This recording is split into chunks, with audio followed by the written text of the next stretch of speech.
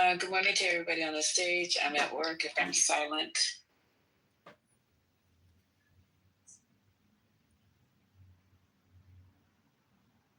لا إله إلا الله وأشهد أن محمدا رسول الله حي على الجهاد حي على oh my God, you have two Azizes. Holy shit!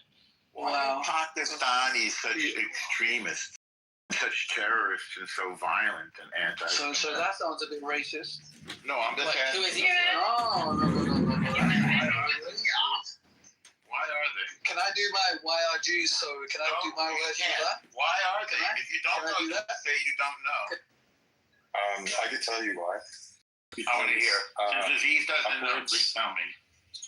Upwards of, I think 60% of them are the product of incest, specifically first cousin marriage. Yeah, that's And it actually causes the certain entire Middle East. It's everything. behaviors. Yeah, it makes them retarded, not Yes. smarter. If they were smarter, Low they'd be IQ fucked. and irrational rage. Yes, culture, Who patrilineal. said that? That's Like- very insightful. Low IQ and and rage. Irrational Yes. rage. Yeah.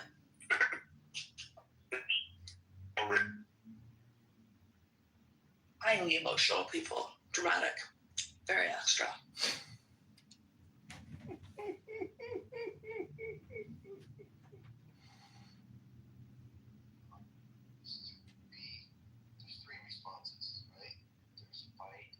Human, what were you asking him? Sorry, I'm back. What did I miss? Your daddy told you need to come stock the cigarettes in the Habibi store? Say that again. Aziz, come in, Azizi. We need you to come stock the cigarettes, Azizi. you know what I think part of it is? What is this guy talking about? Weird pent-up sexual energy. For some reason, Aziz is a virgin. I just found Yeah. that very, Yeah. very strange. For public Yes. for public. Yes. Yeah. Why are you a virgin, Aziz? I want to save myself. You know what I What mean? does that even mean? I mean, you wouldn't know, no man. He wants to You save sound himself for like the a perfect man. You sound like a blushing 21-year-old girl from the 1950s. I want to just, I just want to make, I just don't want to, I want to make love to a woman, you know what I mean? Well, clearly you don't know what it means. Yeah, I was just willing to find out, you know what I mean?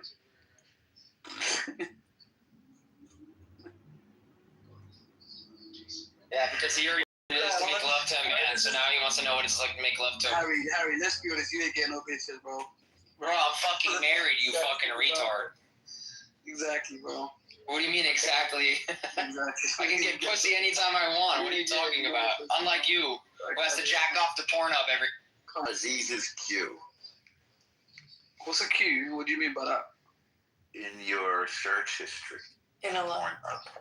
Pornhub. What do you... What was the last one? I think to say it's trans hijabs with like power bottoms. You search, probably like cream pie That anal. was oddly specific. Did you say cream pie anal?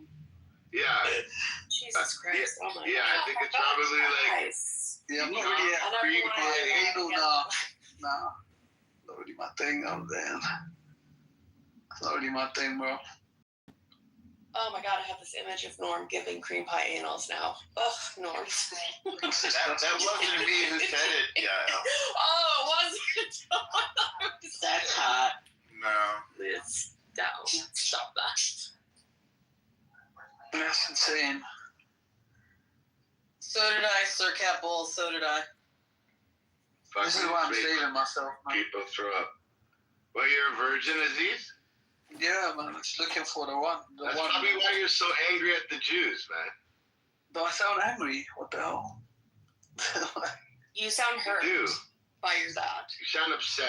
Yeah, you sound Me? Which one? Pick one, guys. Come on. hurt and upset. Well, hurt, upset, angry, I think all of it. Yeah, Hurt. okay. Yeah. Sexual frustration. It's been instilled in fine anti-Semitism for many, many years in Oak Barrel. 3,000 years, you know, just Yeah. You know what I'm saying? They promised The us vintage 10 joke. years ago. You know what I mean? When you all are Just- done talking with the Ziggies, I have something to say. Go ahead, Liz.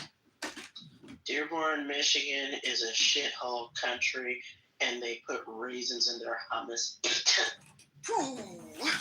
Yes. Who puts raisins in their hummus? What the hell? Fucking Dearborn.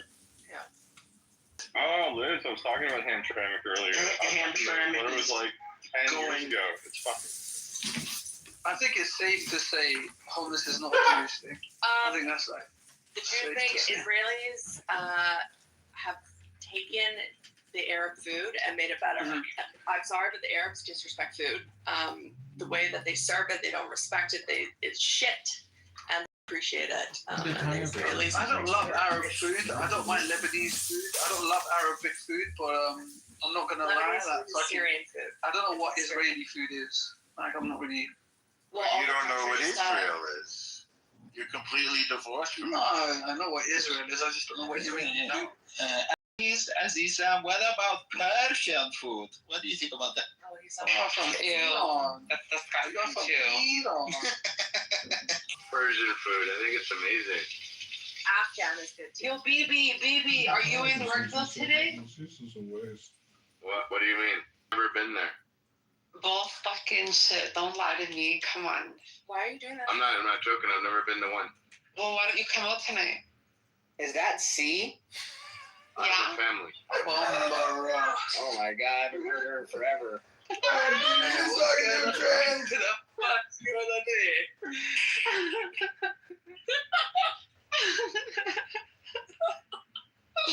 Follow me back. What's going on? Not much. I'm back in Toronto. I'm heading to Saudi Arabia. And So you saying, so you trying to link up with my man Bibi, yeah? No, I'm down to link up with anybody. Like, I'm just going out. Nah, I'm busy, but Bibi, he's free though. No, pull up. I know you've been in the mother. I can say, let's go. I'm sorry, I'm Yo, busy. tutus, come on. I'm married, but Bibi's So am I. single, man. Yeah, listen, no comment. Listen, bring your wife. I'll wear an abaya. Tell Harry, man, Harry will pull up with his missus, you know what I'm trying to say? Harry, go lockdown too? Yeah. Nah, y'all don't want to get married. Go pop a baby. Baby, man, come off the phone, man. That's your babe, man. What's going on? Yo, follow me back. Nah, I can't. My phone is broken. Hi, Sonny. Hey, Cookies. How are you? Aziz, I'll pull up with my fucking 9mm and pop you in the fucking head, bitch. Don't never talk about family again, pussy ass. What's your wife doing? Oh my God, Harry. Harry, what's your wife Next time I come to London, bitch, give me where you're at, motherfucker. I'll come meet up with you. Harry. West London, pull up. Can I say that right Pussy here? ass, skinny ass, packy little bitch. Describe your wife to me. Describe. You're a little skinny little packy bitch, bro. I'm a Describe fuck I'm ass. not skinny. I'm not skinny, Guys, boy. stop. I haven't been here in a minute. Harry, You're not built like me, Harry. do you still have that song of Yale? Bro, you're a skinny, packy little bitch, bro. Harry, no, Aziz, Harry, do you still have that song of Yale that was passed around? Go suck a bag of dicks. Yeah, you're tripping.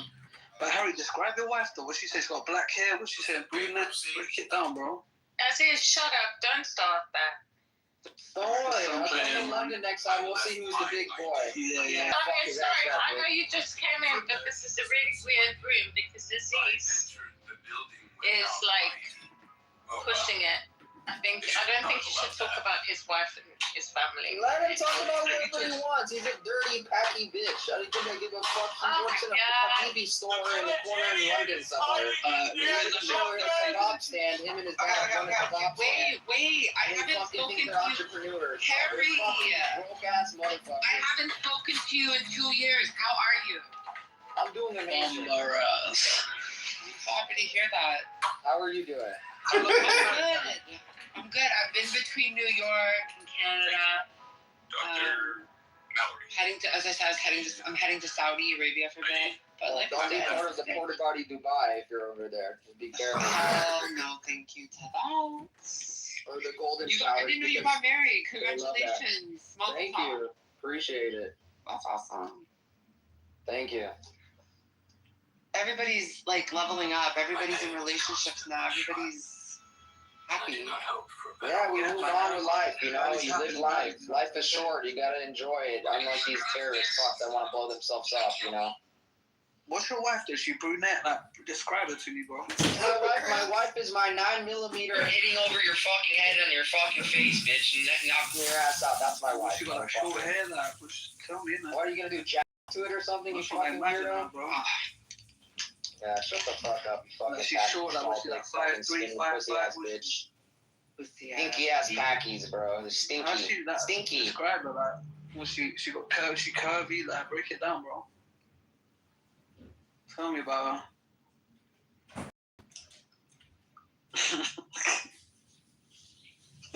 Yeah, cool. What, you think it's funny? Yeah. You know what is also funny? That's Aziz, you got married too? Yeah, he got married to a man. His name is Ahmed. He's actually here on the stage with us. Oh, shit. His husband, Ahmed. You know, we don't really support the gays, you know. So I didn't realize you were that way. Oh, I support the gays. I don't care. I don't care what they do in their bedroom. That's fine with me. I don't give a shit. Aziz is me saying that it was me in your video. That isn't this a minute ago where they said that we had sex? Oh, I was on a phone call. You guys talked about it? This was like 8 months ago, no? No. I don't know, man. They started running fucking videos and saying that there's a video of you with some guy and they're saying it's me. Oh, really? Where did they see this video? My snap? They played it on here every day. They played it on here. Like they recorded a room you were talking to some dude about saying Baby. something like, "Shut the fuck up, Mohammed." Something like about you. You were telling the guy, "Yo, you want to be serious, but you're partying with these bitches and you want to have a kid," and I don't fucking know. Oh, yeah.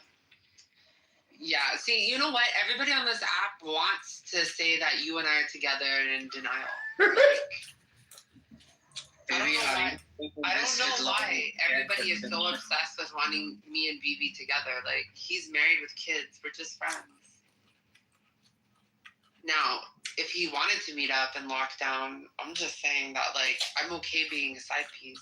No. I am dying for the grand stop. Why? I live in the same area as him, and he won't meet me. It's crazy. Live in your mother's pussy. Hey, don't disrespect her like that, Ahmed. Ahmed. No. BB. Meet me at a Coco Espresso bar. You know what? I'm gonna allow you to roast Ahmed. Bro, Ahmed wishes he knows what a pussy even looks like. Ahmed has never done anything to me. It looks like your face, Harry. Well, it must look really nice then, because my face is beautiful. Let's see it. Let's see your face. Oh my God, Sir In his Capo. PTR, are you fucking blind or what? At least he's not hiding behind a fucking white paper. Oh my God, Ewan. Hey, what's up? Have you spoken to Shemi? No. Shemdrick, is she still around? No, I haven't in ages. Do y'all remember me? Yeah, Shemdrick? I was supposed to meet with Shemdrick in New York, but I didn't want to meet like Randy without her, and it just became so complicated, so we deferred it. I was staying in Chelsea. Yeah, how are things? How's Toronto these days? I moved to. It's good. I mean, I'm not here so much. Yeah. I mean, I just got back from India. I spent most of my time in India. Nice. Where in India? Outside of Bombay. I'm going back in November. Sick. I'm going to go to the Middle East and then come back here, then go to India. Having servants, chefs, everything. It's really nice. Did they try to sexually violate you? I mean, I have rich men that know what's up. Like, they have wives, and they'll be like, oh, you know, like, blah, blah, blah, blah, blah. And then they say they have a wife, and I'm like, that's great that you're a Gujarat Diamond Marshal. How are you going to take care of me? Diamond emoji, diamond emoji, diamond emoji. then he understands. So he goes from, let me take you on trips and dinner and this and that. And when I say, I'm just looking to get paid, then he deletes all those messages and he's like, okay, talk to me when you're here. Like, guys are weird there. I'm like, fly me out. But I'll tell you, this is how I date now. First class lounge for Emirates. I make sure that layover is as long as possible. And before I land, I do my motherfucking makeup. And I walk around that lounge back and forth over the buffet and wait for men to walk by and start small talk and giggle and get like 6 numbers from serious guys with money. And that's it.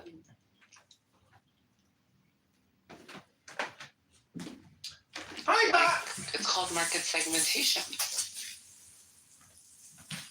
Where am I going to find men that have money? I thought it was called solicitation. Not in Toronto, that's for sure. Not in Toronto. They're getting taxed too much. They have no disposable income and no confidence. Like, but first class lounge in the Middle East, not business class, first class. Worth it.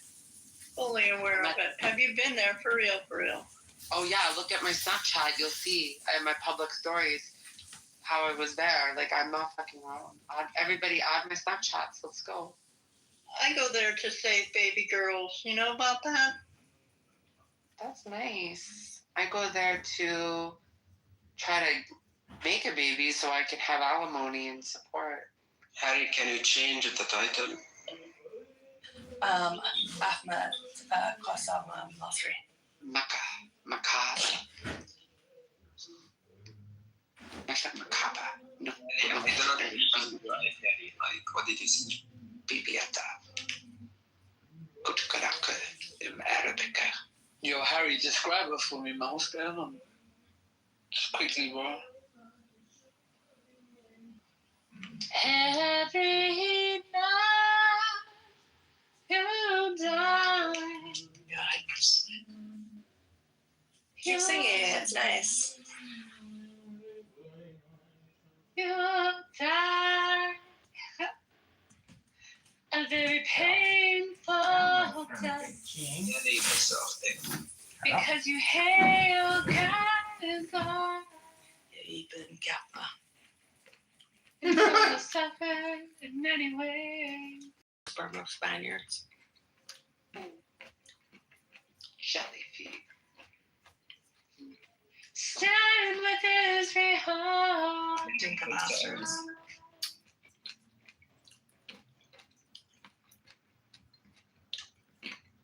You know what makes me happy? When I travel and I see Air Israel. LL. Fucking hate them. They're overpriced. I know, but it's just nice to see at airports around the world. You know, those airplanes can withstand like a minute. They like to do this. But, yeah, they're these incredible planes that have been fixed with all these anti-all technology. It's really cool. It's also fucked up that Israel, the only Jewish country in the world, has to have planes like this because everyone tries to keep fucking shooting down the planes. Like, that's actually insane. It's weird. It's crazy. It's weird that this is normalized. Not okay. It's a strange thing that Jews have to have extra military defense systems on commercial airplanes. Like, it's fucked. If you think about it, it's actually fucked that this is such a normal thing. Ahmed, shut up. I hope Muslim Brotherhood fuck Sisi and takes over Egypt again.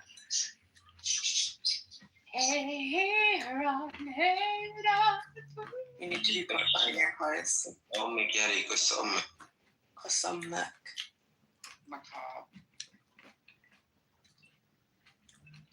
Honestly, I'll be straight up with you. Like, I started dating this guy who's from Iraq. I'm over it. I'm not really into these kinds of Arabs. Like, Forget up, Iraqis. as friends. And he makes weird sounds when we fuck and I suck his dick. Ew. And I just, like, Funny. it's just, like, I need a man that like maybe groan, but not go. I'm sorry, I can't even do it. I don't want to hear that from a man. Like she needs a man that's grown in some spots on his body, but some other spots he's not grown.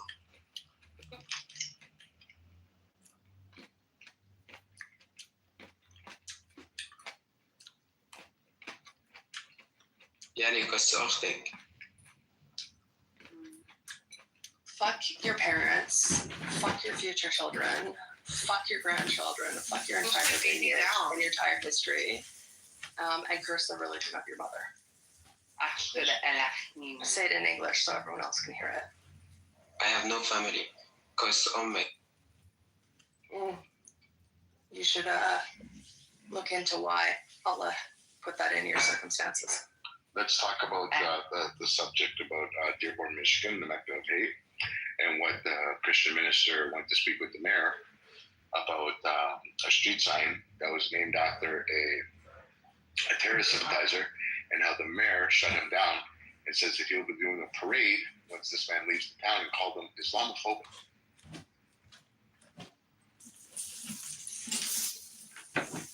What do y'all think?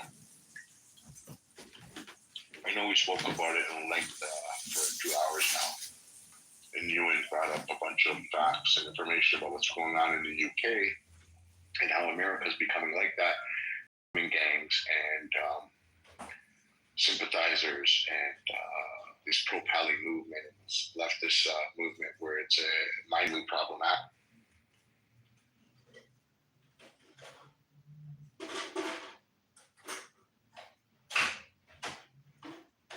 Have any of you clicked on the link in the Jumbotron up top? You watch it. It's pretty neat. Or just even read. It's a short little story. Oh, I read it. It's on brand for them. They're like fucking locusts. And every time they take over a city council, they don't say it's an Arab or it's a Middle Eastern council. It's suddenly a Muslim council. The Hamtramck, they call the first Muslim council in the country. I want to know what Joe's saying in the chat. Oh, you're up on stage. You asked if somebody's been to Dearborn. I think not. Are you defending the action? I've been to Dearborn. No, I'm asking if you've been there. Have you? I would never step foot in there after I seen the video of the mayor speaking. It's so Central America. How so? Yeah, explain. Yeah, well, it is Central America.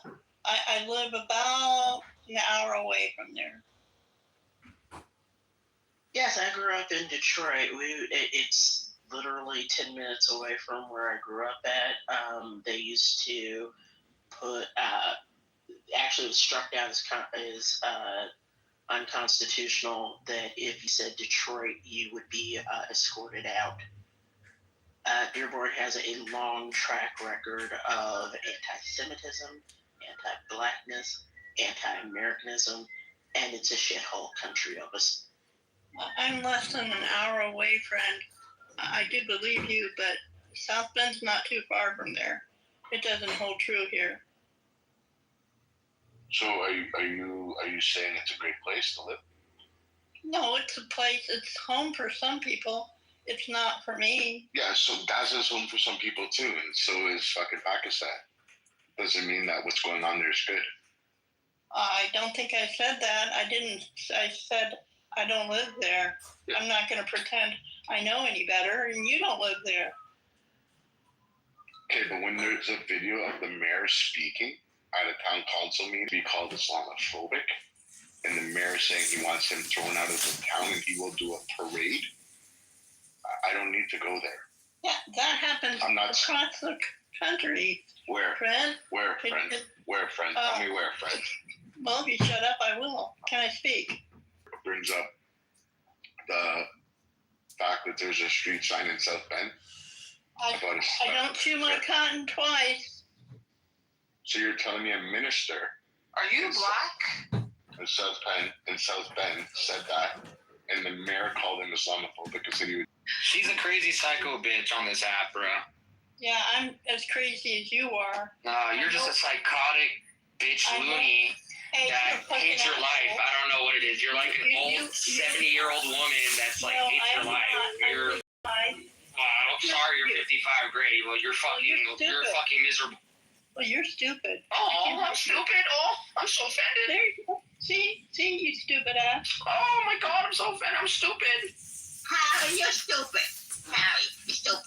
I don't know. She's just a Jew hater. She's a fucking big hater, this bitch. So Definitely she's gonna put on this.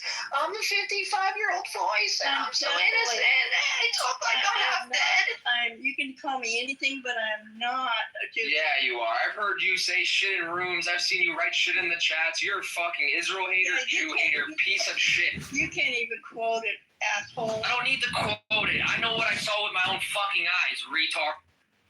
All right, I'll be retarded for you, okay? Retard. Maybe you suck some more dick and your list will go.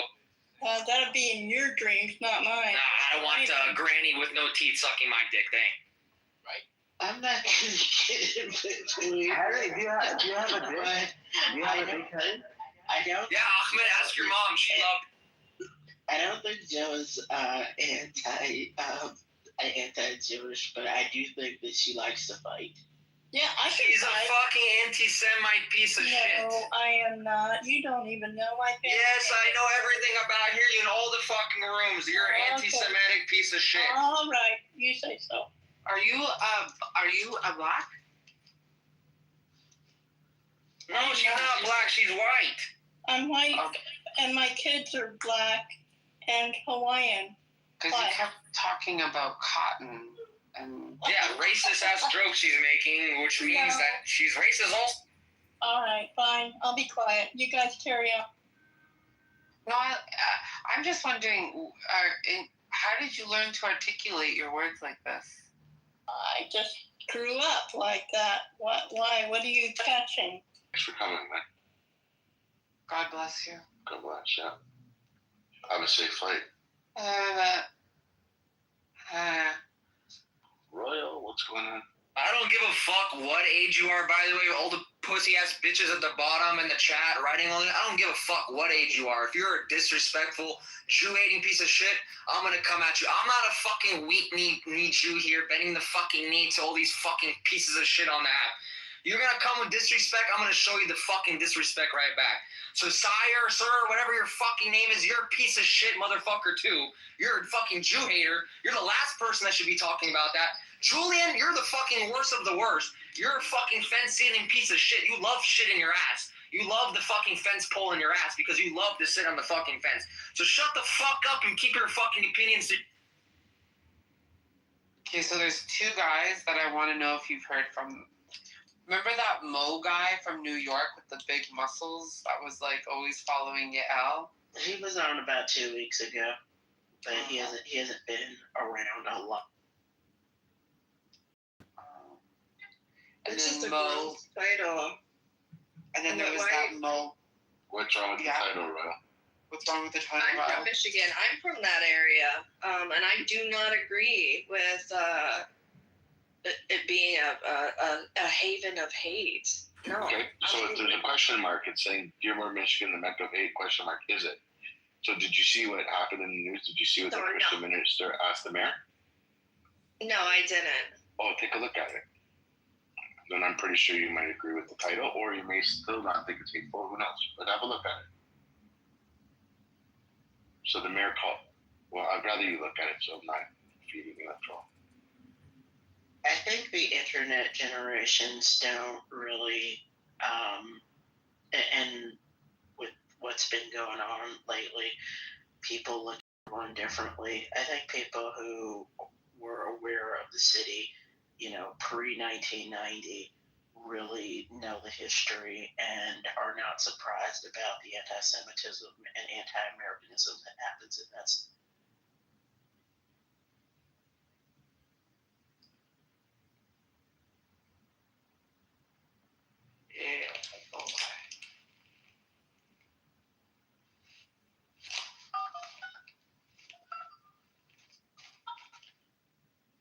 What encouraged the title?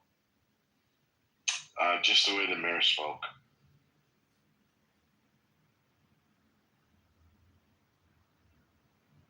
The way the mayor spoke. Why would they say? He said that, there's a Christian minister that said, I think it's inappropriate that you would name a street after a terrorist sympathizer, and the mayor said you're Islamophobic. I want you out of this town, and I'm going to do a parade when you leave for you. Why? What did they name it? After somebody, hold on, fine. I'll go right to the article. They named it after Osama Siblani. How do you know the fuck that is? Is it racist that I was like, you could have stopped at Osama? So yeah, Barham accused synonymous with Hezbollah and now Hamas. I don't think it was appropriate, he said, for his name to be so publicly. So Yeah, was that the guy that was alleged Hamas leader and got killed in Gaza? I'm not sure. So then, irrigating on the land of Palestine, he quoted Siblani as allegedly saying in a 2022 speech, "Believe me, everyone should fight within his means. They will fight with stones, others will fight with guns, others will fight with planes, drones, and rockets." Siblani rejected Barham's allegations as false, telling Fox News Digital he was the only person to oppose the street sign. He said support for the honor has been widespread, adding thousands of residents in Dearborn across Michigan and throughout the country have praised the sign, recognizing my more than 4 decades of service. Siblani also argued that Barham's claims were based on false information and bias. Barham told Will Chain that he lived in the Middle East for a time, and he said he fears what he referred to as a flow of hostility from Muslim-majority countries into the West. Dearborn Mayor Abdullah H. Hamoud defended the decision, saying Siblani had contributed greatly to the community through his decades leading the Arab American news. He dismissed Barham's concerns and told him to close his eyes if he didn't want to see the signs. I don't think this was great advice because I then might crash if I close my eyes when I'm driving. Barham later said, stressing that he had no intent to spread hate towards the Muslim community. Then he goes and quote, I don't want to just encourage more hostility towards Muslim friends. I want to encourage love towards Muslim friends, he said, emphasizing that his faith played a role in his decision to speak out about the intersection signs. In the meeting, Hamoud called Barham a racist, bigot, and an Islamophobe. He went to declare, although he lived here, I want you to know as a mayor, you are not welcome here. And the day you move out of the city will be the day I launch a parade celebrating the fact that you moved out of the city. Wow, interesting. Very interesting. It's interesting how he thinks that as a mayor, he has the power to kick somebody out of a city in America where that's part of your constitutional right to travel freely anywhere you like, to live wherever you like. But I don't know, these Muslims think that they're going to come into America and change the law and the Constitution. It's very fucking hilarious, actually, because they want to honor a guy who was a fucking terrorist sympathizer and put signs on the streets in America for him, like we're in fucking Judea and Samaria with the PLO and Mahmoud Abbas. It's very fucking hilarious. And they want to pull out the race card. Like Islam is a race. First of all, it can't be racist. Islam is not a race. Second of all, it has nothing to do with Islam. It has to do with the individual itself. So that's what they like to do. They like to tear apart these little fucking pieces and make it a whole thing where they're the victims. They love playing victims. Haven't you realized that they are the victims, except they are the majority of population in the world almost. And they want to play like they're the victims. It's fucking hilarious. Stop with the crying. No one has sympathy for you fucking terrorists. No one has sympathy for you guys. Fuck your stupid sign and fuck you motherfuckers, okay? That guy had every right to do that and say what he's saying, and that sign should not be there if this guy's a fucking terror sympathizer. Not in America. You guys can take that to your fucking Muslim country and do that in your fucking Muslim country, okay? What did the sign say, and who was the sign of? No, fuck the sign. Don't pay for it. But yeah, there you go. Well, that's what all the outrage is over. That's why It's the sign of the name of the guy. They want to put the name of a guy on a sign, on a street sign or some shit to make honor of him. In America, we put that for like, fallen deputies who fall in the line of service, in the line of duty, got hit by a car while they're doing a traffic stop, got killed. Honor a deputy who put their life on the line. Not some motherfucker who was talking about, Palestine or some shit like this. Has nothing to do with America. We don't need to put signs in America for these fuckers, okay? They want to do that, they could put a sign in over there for them. We don't need to do that in America. One question for you, brother. Only you, that's it. You know how you just said, Muslim people don't need to come to America and change the law. Maybe they're Muslim. It's not America, right? But there's a whole new bill. A Jewish guy posed the bill saying anybody that makes any type of racial comments or posts towards Israel should get their passports revoked in America. What's up with that? And the guy's not even American. He's Jewish. He doesn't live in America. You can be Jewish and be American, you fucking retard, first of all. He's not an American citizen. He's Israeli. Where's the night? You say things like that, people tend to leave important information out. Like, some of the words that you said are not 100% accurate. So I would like to read the article, and then we can talk.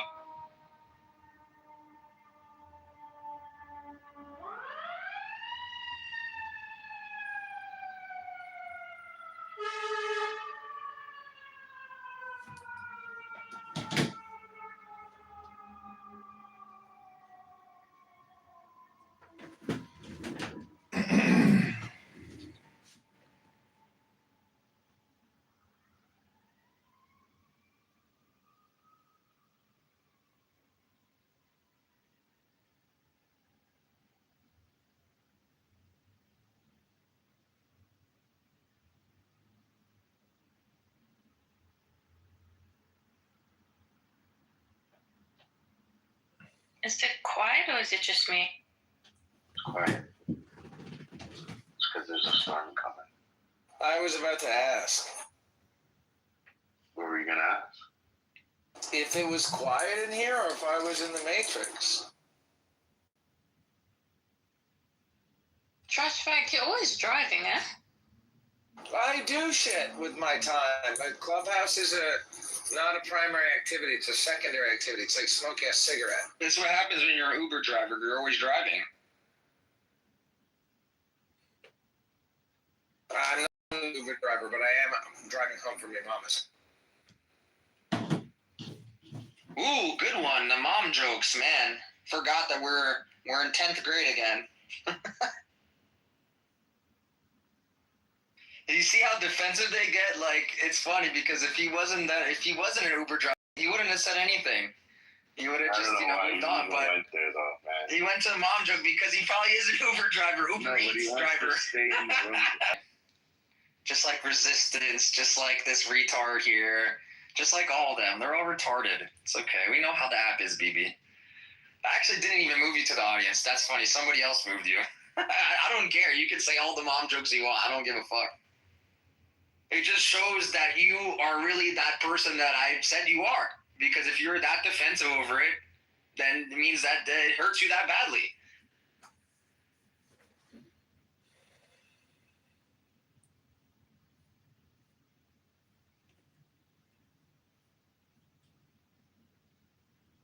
Empire, did you find the article? Oh, he's still looking. He's looking for that imaginary article. I will tell you, but what it is, I'm reporting again news that probably again didn't reach mainstream media because it doesn't align with the narrative. And I would love if there are any pro-Balis to hear what they say. So basically UNICEF made out a statement after 4 trucks containing baby formula were robbed at gunpoint in Gaza, affecting thousands of starving babies. And I'm wondering why, it's like I found it first at the Times of Israel, but then I was kind of looking for a source that maybe will be less debunkable, even though they love to use Times of Israel. So I went to the actual UN website to find the statement, and you can find it. And I'm wondering, I'm not wondering anymore. I'm just kind of trying to show again, this insanity. yesterday, 2 days ago, an aid worker murdered 2 Israel. So just at least that you will know this.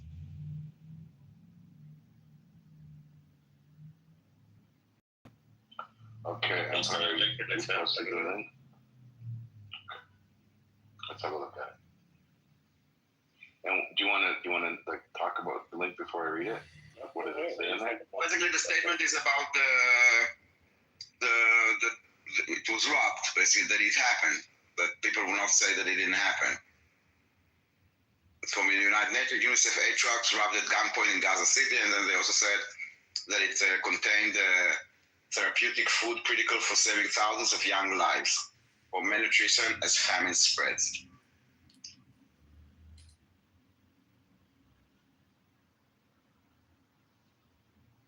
It's like they don't see that the humanitarian crisis is what Hamas is trying to achieve here, not Israel. And it doesn't matter how much evidence you show them, they will keep on defending Hamas at the expense of the Palestinians, not to defend Palestinians. The pro-Palestinian movement is a fraud. It's not they don't care about Palestinians. They are like the worst thing that happened to Palestinians since their ideology.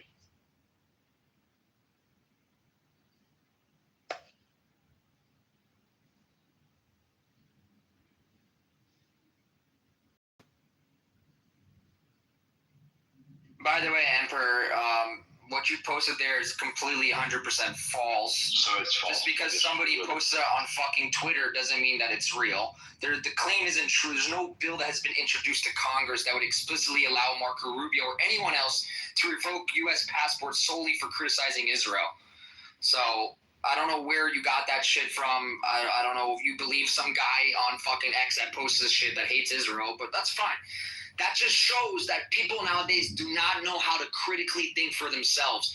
They have to have retards on Twitter think for them.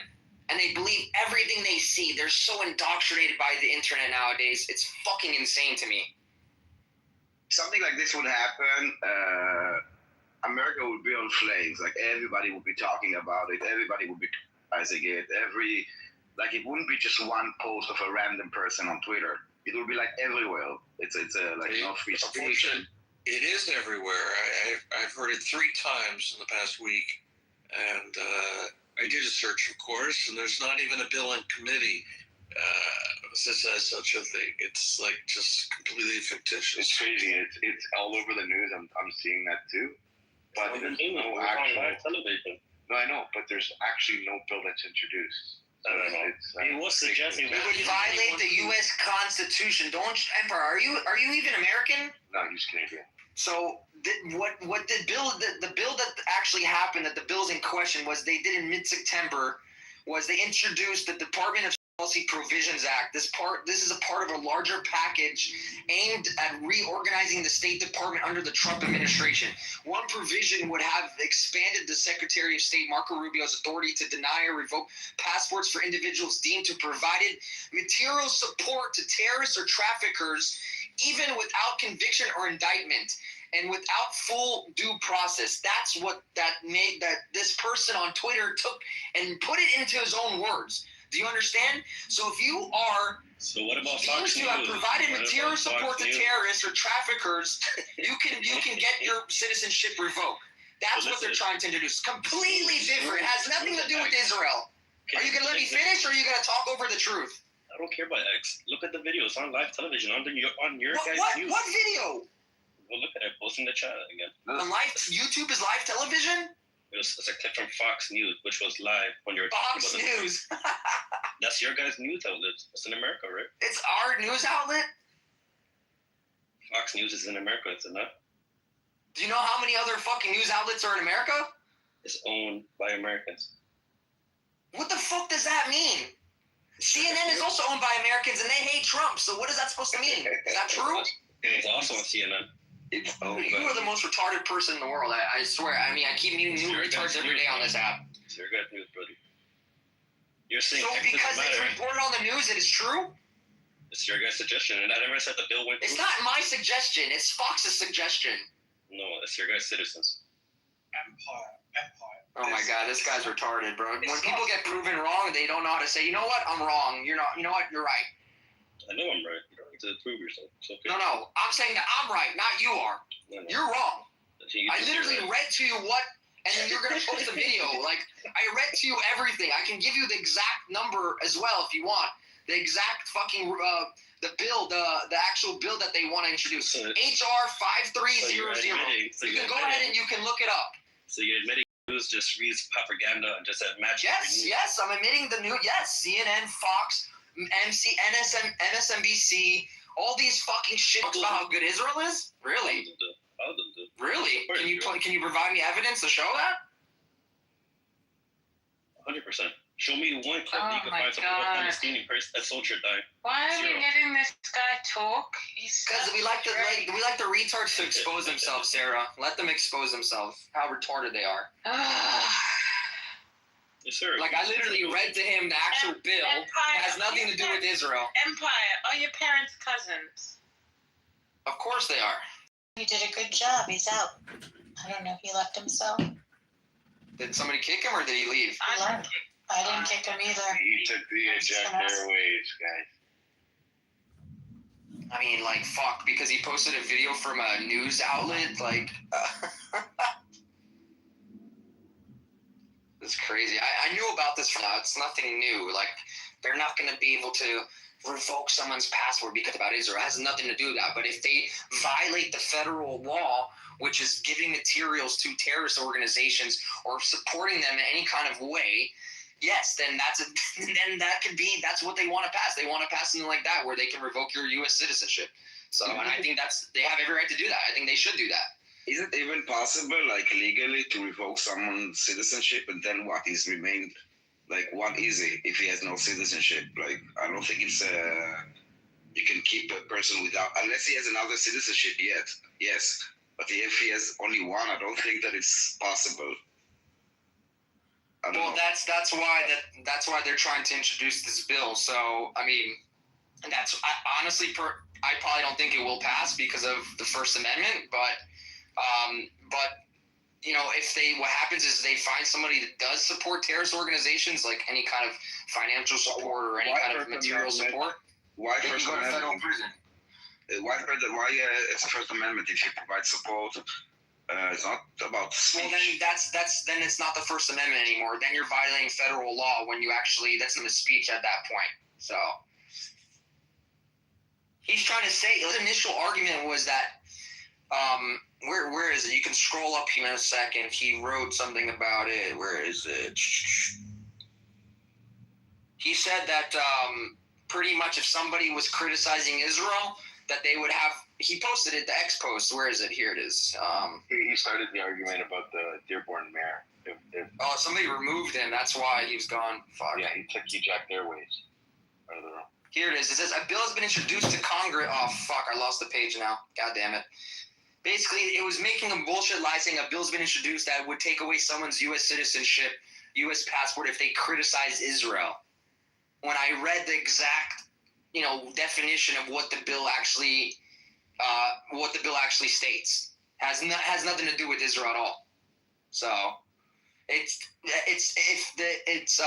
authority to deny or revoke passports for individuals deemed to have provided material support to terrorists or traffickers, even without conviction or indictment and without full due process. That's what that is. So I think that they kind of know that those that are against Israel are basically terrorist supporters.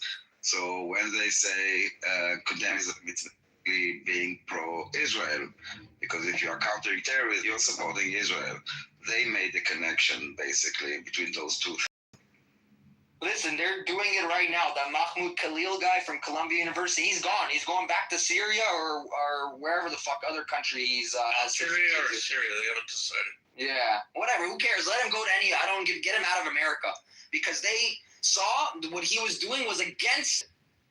So there's still things that you need to obey by in order to keep that, that good tenure with the USCIS. So. Yeah, Harry, this is some of the best news I've received. Yeah, you're invited here. You're dead. You're not here. It's like driving. Driving is not a right. There's no to drive. It's a privilege granted by the state. You got to take tests. You got to do this. You got to do that. Then you get a driver's license. Privilege. In the U.S. So you get to be a citizen is privilege. What? Why is the ACLU defending that? Can't hear you, Randy. Why is the ACLU defending him?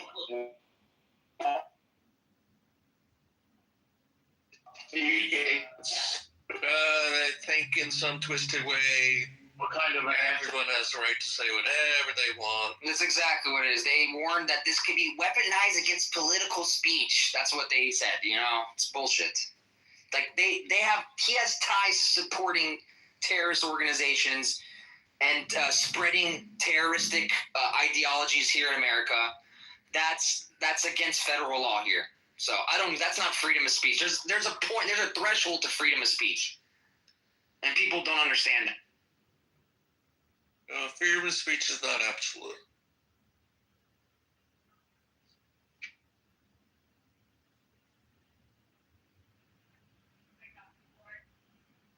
Like, if you want to come to America, be an American, and pay taxes here and live like Americans do, that's great. But the minute that you violate any federal law, I don't give a shit. Like, you should be going to jail or you should be deported. That's it. You know? Fuck that shit, man. I don't want those people in our country. Because we're going to be like Europe one day. We're going to be like Dearborn, Michigan one day. All of the United States, if not. About time Mahmoud Khalil was kicked out. Yeah, it only took like almost a year for it to happen, right? So after one judge wanted to not allow it to happen, and then finally the other judge said, you know what, the guy, they found something. They found him lying on his fucking paperwork for his green card. So that's illegal as fuck. You can't just lie and leave out information. So that's it. You're fine. There's a whole story now behind Mamdani and his status from green card to citizenship. There could be a lot of shit down the road for him as well. Oh, that would be great to see. Hopefully they can investigate into that further. Let's see what happens with that.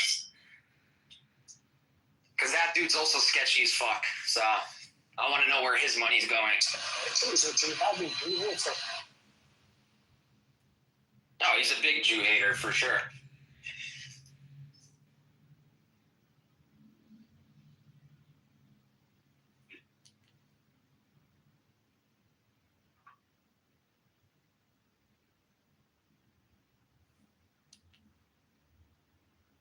And you're seeing the same thing like happening with the whole Jimmy Kimmel thing.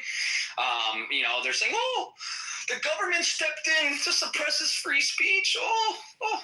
We're going to let people on live television advocate for murdering people, assassinating people here in America. That's where we come to as America, as Americans. Like, that's insane to me. And this is how shit the left is.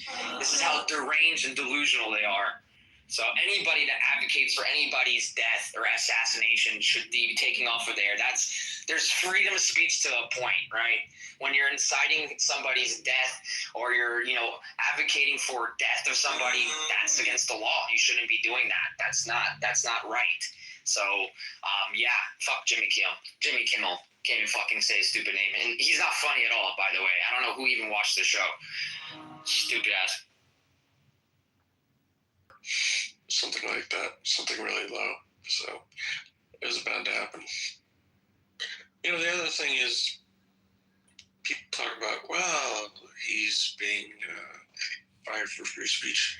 No one has a peek into his contract. And his contract could very well have a clause that if he makes the company look bad, then that's problematic. And a lot of contracts, I said it earlier, employees have that thing. That's why you see people getting fired for their after hours personal posts on Instagram platforms.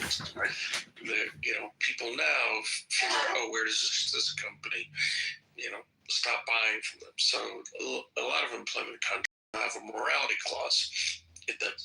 So no one knows what's inside of this contract. Well, no, I said it earlier. It's about 1,000 pages long. I said it earlier. Listen, you can have free speech, but there's consequences. Yeah. As my dad used to say, every decision has a consequence.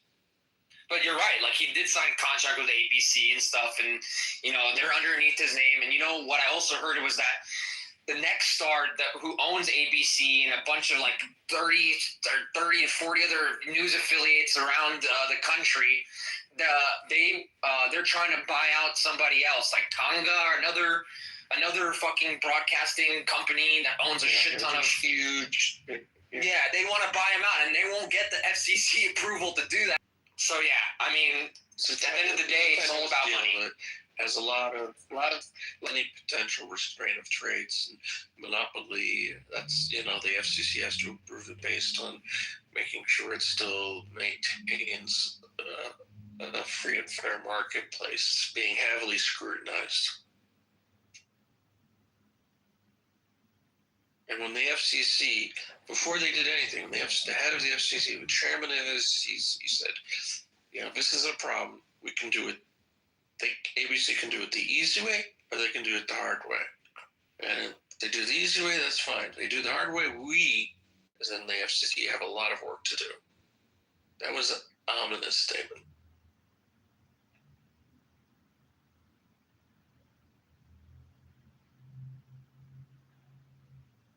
Like I said, he was irrelevant anyways. This show, I didn't even know he was still on, honestly.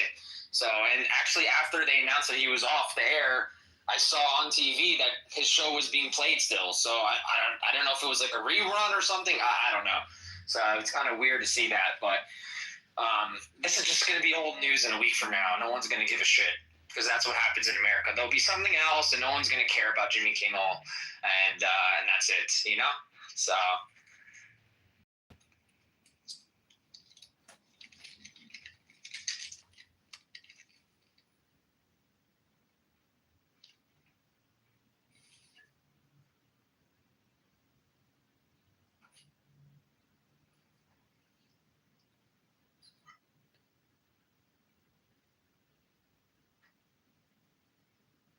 But yeah, the thing in Dearborn, Michigan is just fucking ludicrous, bro. That shit's insane. That shit's happening in America, man. That they're gonna name street terrorists, just like they're doing in fucking Judea Samaria for these fucking pieces of shit. The police department that have Arab, don't they have Arab? You're breaking up. I couldn't hear you. Palestinian flags that they wear on their police vests, which is insane to see in America. It's just crazy that this shit's happening in America. I'm just shocked to see that shit, that these cities allow this shit to happen. So, and honestly, the federal government could step in whenever they wanted to and say, hey, we're going to take away federal funding from you guys. Fuck you. You can get funding from your tax. And that's it. And, they need the federal funding. They love that money. But it's just weird how, it's just really not there's so many other issues in this country than this little shit that they don't really see it as a big deal, unfortunately. But I do think it's fucking crazy. So unpatriotic, un-American, like to put another flag on when you're in the line of duty as a sworn police officer, sworn to the Constitution of the United States, and you're gonna wear another flag. That's fucking crazy. You're a public official. You're a public servant in the United States, and you're wearing another. The fuck out of here with that shit. Same thing with the people in Congress and having all the fucking Palestinian flags on their desks and shit and wearing keffiyehs and all. This is a disgrace, man. So, and actually, what Trump said about Ilhan Omar the other day was fucking hilarious. So. Call him bigot, racist, or whatever they'll call him for that. But what he said was true, and a lot of people really agree with Trump. What he said about her. So, I mean, he's not lying. People just don't like to hear the truth. That's what it is. Let me find the clip. I don't know if everyone saw it, but I'll find the clip for you guys.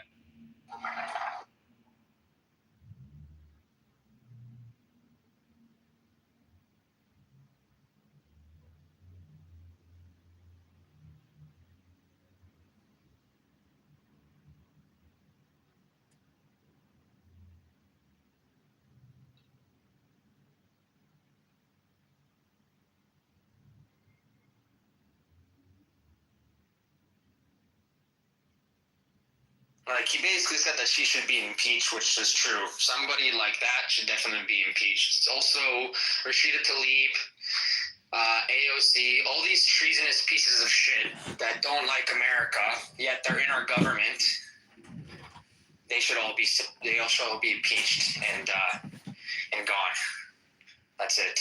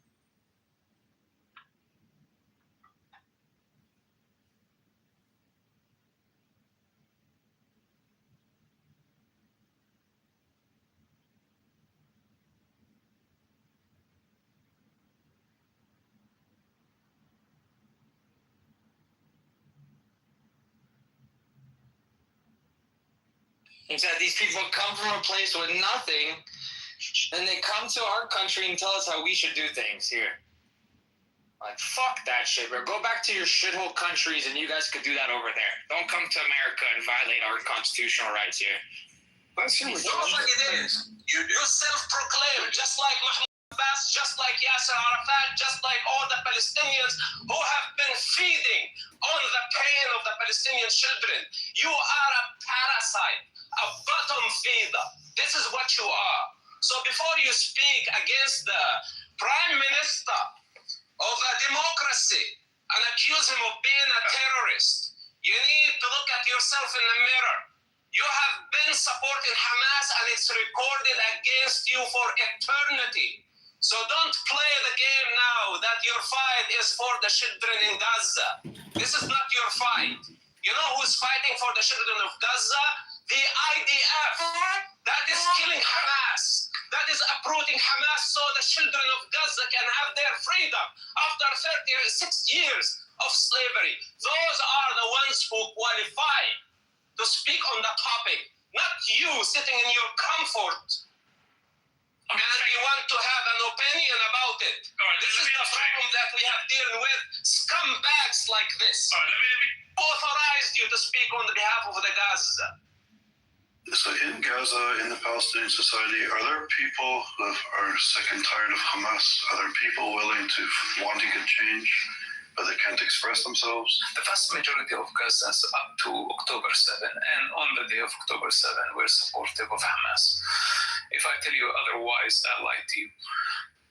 Even though they don't like Hamas iron grip, the question is not how many Gazans support Hamas, because this is very hard to find the statistics, but I guarantee you that the vast majority of Gazans agree on the destruction of Israel.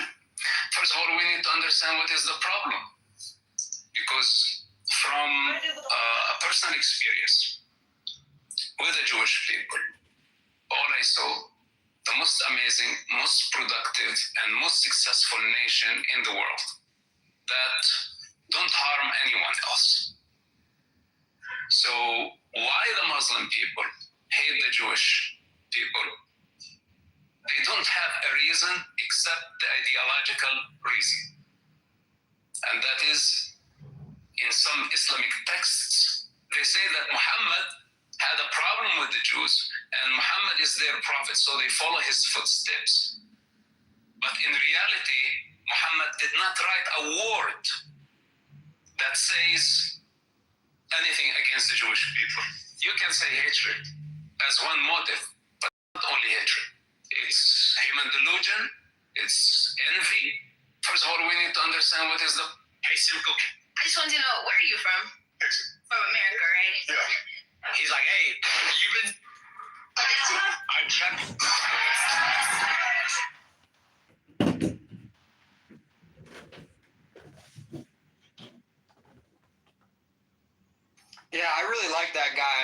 he speaks like fucking the truth. He speaks facts. Like he's been there. He's experienced that. He grew up in that fucking environment. And these motherfuckers here will still spit all over what he's saying, like he's lying or some shit. I mean, it's the coming from firsthand view of this guy's life, what he went through, what he fucking grew up seeing, and they don't fake like he's doing it because they're paying him money to do it. It's fucking insane. But he's been doing this shit for years, way before even October 7th happened. I mean, he's been doing it for a while, so it's nothing new. I think he was actually on X Spaces at one point. I remember he was like in a room there talking about. They had interviewed him on there. But yeah, I think he's definitely somebody. You know, if we want to see peace, they would all have to be mindset as him. Because there's no peace unless they don't have the same mindset he does, which is a Western value mindset, by the way.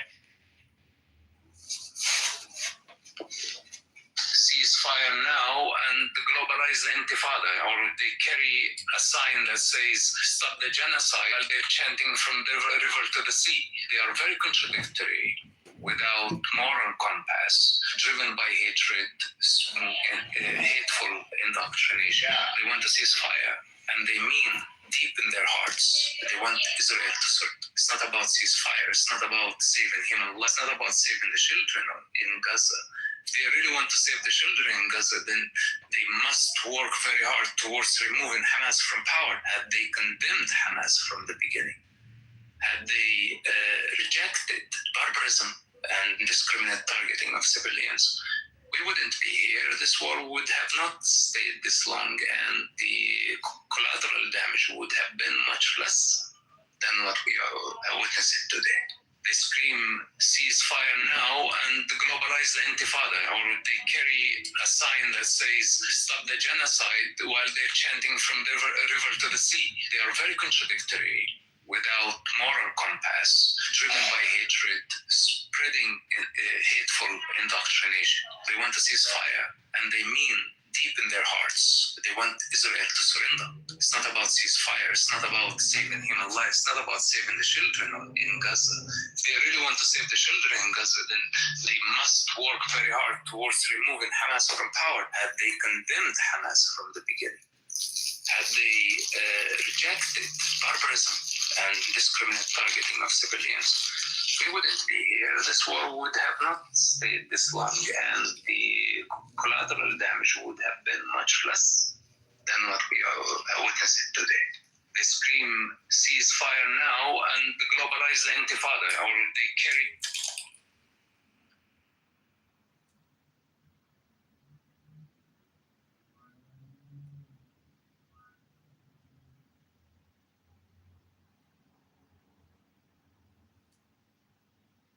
I agree, Harry. Could you imagine more people spoke like him? There would actually be peace. Military strategist. Yeah, of course, man. If the Palestinian people thought like how he did, bro, or all the fucking Muslims that hate Israel thought like that, then yeah, we would have no worries at all. We'd all get along. They're all radicalized, dude. They're all radicalized. I think there's way more than 10% of the Muslim population that are radicalized. I really do, because maybe they're not radicalized in the sense of like they want to go and commit a terrorist attack tomorrow, but like they have those radical views. Like Aziz, all these motherfuckers that come on this app, I think they're way bigger. And even the ones that are like in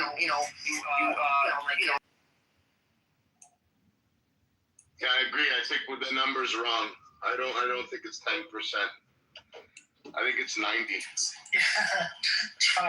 Tribal. They actually estimate this to be around about 40%, 30 to 40%. If the Muslim population in the world is 2 billion, wow, that's a shitload of people, isn't it? That's a shitload of people. I think that's more than the whole population of the United States. Yeah, we're 335 million people, so definitely. It's 5 times larger. I thought we were like at 370. No. Yeah, I thought you guys were. But what does it say about the people that aren't speaking up? Aren't they just as equal? Multiple reasons. One is they're afraid for their life or their life, or the other is that they really don't care too much. But if they were put in the situation to say something, they would say something against Israel, of course. So, or Jews or whatever it is, anything against the West. So, because look, a perfect example of it is look at Dearborn, Michigan, like the title of the room. Look at that. They made a whole fucking city to themselves for what they want. If they really wanted to be American, it was that leading portion of American auto industry way back when. They took it over. They didn't make it. They took it over. There you go. That's a better word. I should have said that. You're right. They took it over. I'm not trying to be critical on you, but no, I mean but you're right. It's not they didn't make it, but they took it over and they made it what they wanted it to be. You know, there's a Ford plant there. I mean, it was a heavy industrial city. Yeah, because we let these lefty libtards take over, and the lefty libtards say, "Oh, it's okay. Bring in whatever you want. We love radicals. We're radicals ourselves. We can get along very well." You know what? It's so important what you're saying right now, because they told us they were going to do this, and they did it. So now when you have like the trans choir saying we're coming for your children, take it serious. They're coming for the children. When you have people screaming from the river to the sea, they mean it. When you have people screaming bomb Israel, they want to bomb Israel. They're not just holding a flag like joking. No, it's serious. Those are terroristic threats. Take it serious, because everything that Muslims said they wanted to do. We're coming for the government. We're going to be in power. We're going to be in police. We're going to be the doctors. We're going to be and they've done everything. We're going to take over cities. They've done it. They didn't not say they were going to do this. They warned everybody, we're going to do this. And they did it. So I suggest everybody that's in this room, if you care about your family, when somebody tells you something, don't just fluff it off like, they're just tactic. No, they're going to do it. They mean it wholeheartedly. Yeah, look, they did it in Europe. They did it in Australia. Pretty much all of fucking Southeast Asia, they did it. So yeah, I mean, America's next, pretty much. So unfortunately, that's what we're seeing now. Paterson, New Jersey, Dearborn, Michigan. I'm sure there's other little smaller populations of them in little cities in across America, but I mean, just fucking crazy. And this has been going on for years, by the way. Dearborn, Michigan isn't anything new. That's been going on for a long time. Lewiston, Maine. What? Really? Lewiston, Maine. Tell us what's going on there. It's a very Muslim area. It's like a very Somalian area. It used to be. It's kind of like Detroit. There's a lot of towns in Maine that are like mill towns that were supported by the lumber industry back in the day. Even before the auto industry, Bangor was a lumber town. And so a lot of these towns are on the river, not on the ocean. But that's important for the lumber industry because they were cutting trees up in the woods and floating the logs down to the ocean along the river and milling them along the way. And Lewiston was an old mill town that then kind of been in the 70s, 80s, 90s was like a shitty crack town, like a shitty rednecky crack town. And now for the past 20 years, or maybe even longer, has been, but certainly over the past 10 years, anyway, it's a Muslim place now. It's for Muslims and crackheads. But it's coming up. It's kind of like, it could be considered like the Brooklyn of Portland or the New Jersey or a lot of people who are getting priced out of Portland are moving up to Lewiston. But that's also where, like, last week, there's like a bunch of Somalian drivers who don't know how to fucking drive, and they're like jumping their cars on the sidewalk and killing people. And anyway, there was like a 69-year-old woman and then a 75-year-old woman who were hit by these foreign drivers who don't know how to fucking drive, and they're just hitting them with their cars. It's very, very scary, actually, because you trust drivers on the road to not fucking hit you with their car. But imagine if, like, the average driver maybe had you had to look out when you're walking on the sidewalk, like, look out, a driver, you know? Yeah, it's fucked up. Yeah, well, you could thank fucking Biden administration for that, because they let in whoever the fuck came through the border during his 4 years as president. So, yeah, and we saw a lot of other things. We also have these weird laws that I think could be changed and updated. So, for example, there's one law that says that you don't have to take driver's ed if you're over the age of 21. So if you move here from Angola and you have an Angolan driver's license, you don't have to take driver's ed. You do have to have a learner's permit before you get a driver's license in the United States. But a lot of these people, like the two women who were just killed by these two drivers, both of them are like 35-year-old men, drivers, random guys, who have learner's permits as a 35-year-old man. And I think if you're a 35-year-old man moving here from Angola, first of all, make sure it's legal citizen, and if you're illegal, then get the fuck out. But even if you're a legal immigrant, you should take driver's ed, because you have to learn how to drive in America, not fucking Angola or Indonesia, because we drive with rules here in America, or we're supposed to at least. Yeah, right. New York, they drive with rules. We're supposed to follow the rules. It's not like Israel with the beeping, with the constant beeping. Yeah, New York's all the same. New York's even worse than Tel Aviv. Have you been in New York? Yeah, New York is beeping every fucking 2 seconds. 1 second. Tel Aviv, Tel Aviv. Yeah, New York is like the city of the whole world. So all the people, all the shit drivers from the whole world come and drive in New York City. Shit. If the light turns green and you do not move within a millisecond, you get a horn honk. It's like, give me a break.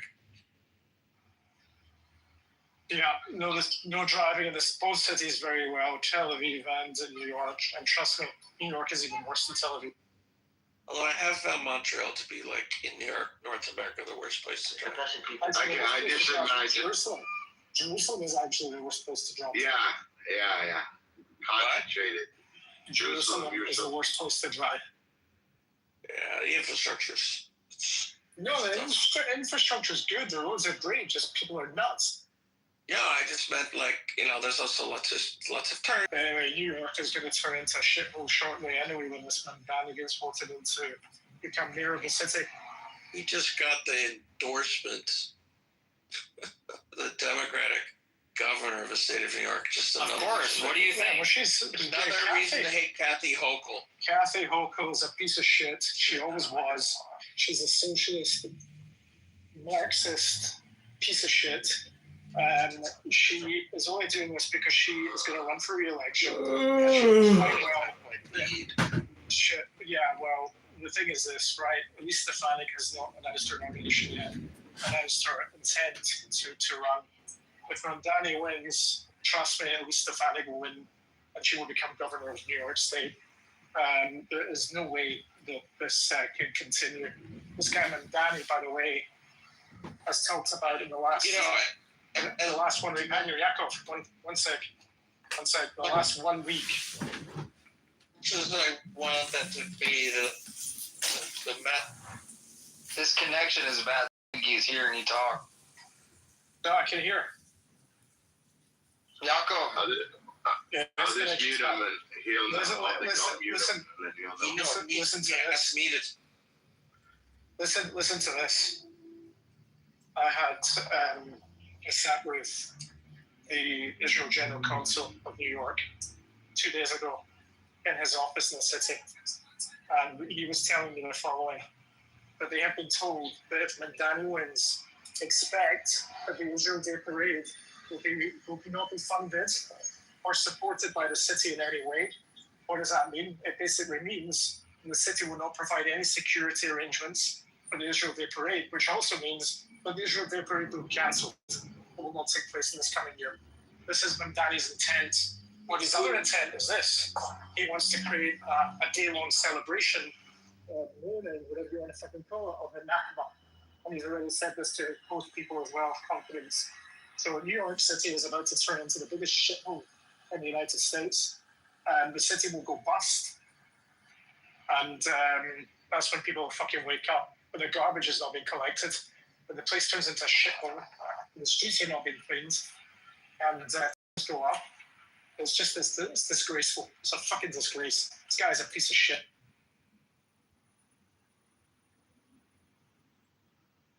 That's fucking insane, honestly. But at the end of the day, fuck that shit. Then I would say, like, move the fucking parade to somewhere else where, you know, where they'll appreciate it. Do it in Washington, D.C., in our nation's capital. Fuck New York City, bro. Like, that's what I would say. Like, don't let them fucking win. They can do their little Nakba fucking crying parade, whatever the fuck. But, like, I would not let them defeat what, if you have somebody you could talk to about that, I would say move that shit to Washington, D.C. Fuck that shit, man. To Philly, I don't know, anywhere except fucking New York City. Fuck New York. Man, move it to Miami. We'll appreciate it in Miami. The people here will love it. The Floridians love it. Fucking New York, bro. Shit city. 43% of left-wing liberal Jews, mainly Reform and the Upper West Side, are voting for Mamdani. That's fucking insane, man. But I'm not shocked, honestly. Buttercup will probably be one of them. There are people like her. If she's really a Jew, they're the people like her that are voting for him. That's what it comes down to.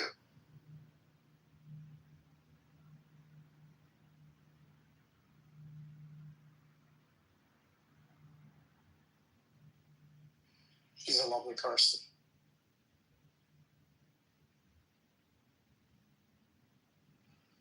A real sweetheart. She's a buttercup. Yeah, right. I just texted you, Harry. All right, let me check it real quick. Give me 1 second. What we talked about? CB. Yeah.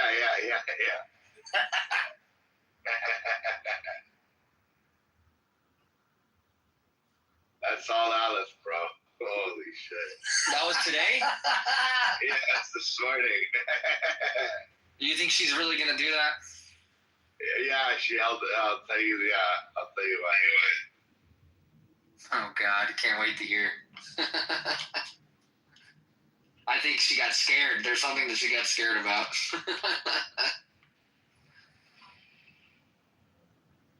Anyways.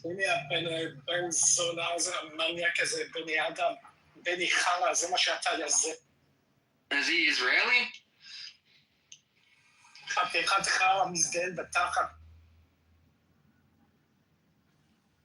Yeah.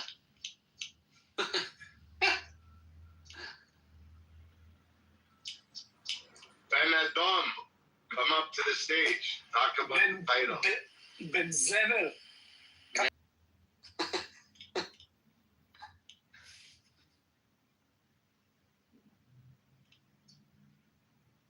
How do you say it? Chatichak Zever? Piece of shit. Piece of shit. Chatichak Zever.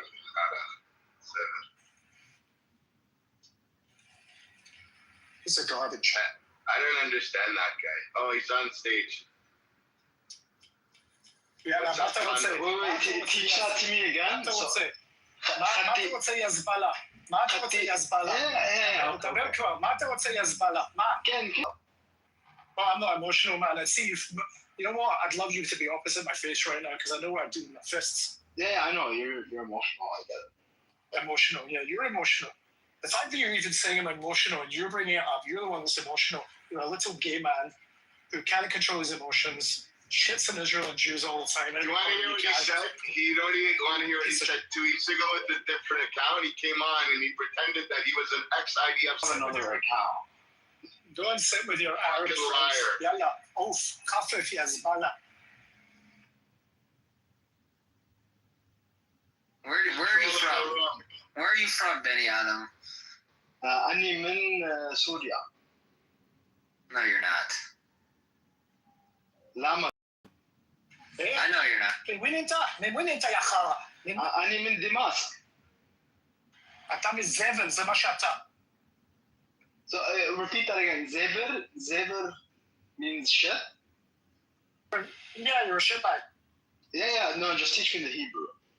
Not teach you. Go learn it yourself. I'll be a fucking teacher. Yeah, you're my rabbi. It's like a teacher. Rabbi Aleph.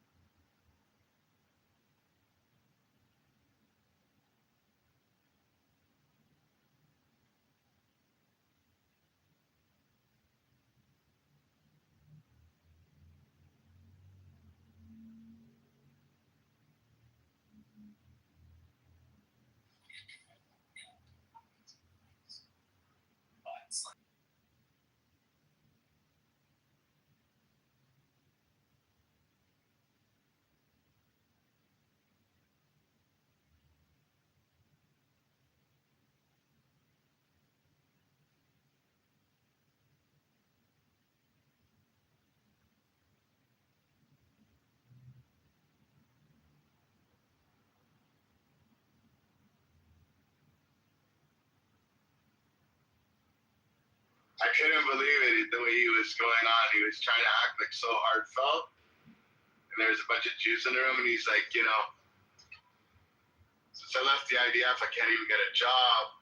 My family won't even talk to me. I could, like, this guy is fucking despicable. Yeah, dude, I don't have another account. If I did, I would. You're a fucking lying piece of shit. Scumbag and a goof.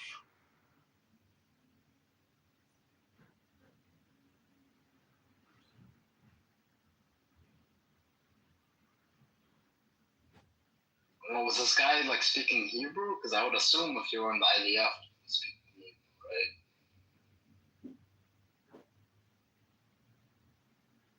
I don't think anybody's talking to you, fucking loser. You were just talking to me. You were just talking about. Yeah, them. I don't think they were talking to you, fucking idiot. No, I'm talking to you, man. You just called me a scumbag and a piece of shit, right? No, you were I talking said to me. goof. I'm assuming you I weren't said, talking. see, that's how you lie. I said Scumbag, goof, piece of shit, whatever the fuck. No, but you added words. That's what. Yeah, whatever. That's okay. Whatever. I don't care. Yeah, but the point is that you were talking to me, right? The point is, though, I called you a scumbag and a goof, and you added words like piece of shit. Okay, and that's what fine. you do. You sit in people's rooms and you lie and add words. You make up stories because you hate yourself. It's horrible. You should seek help. That's fine. Sorry, your insults. I conflated your insult and I'm insult. You seek the devil. I have a song for you, actually. Here, I have a song for you. I have a Bible verse. Well, I know I have a song for you. Here, brother. I have a song for you, my brother. Here. Well, I'm glad you're calling me brother. Yeah, no problem, brother. Here, you. Here's the song. اليوم اكرم على كيس دمك زي الوطن. طاطا طاطا اليوم كيس تحتك اشياء. طاطا طاطا اليوم. Sorry, there's a lot of background noise. I can't hear you personally.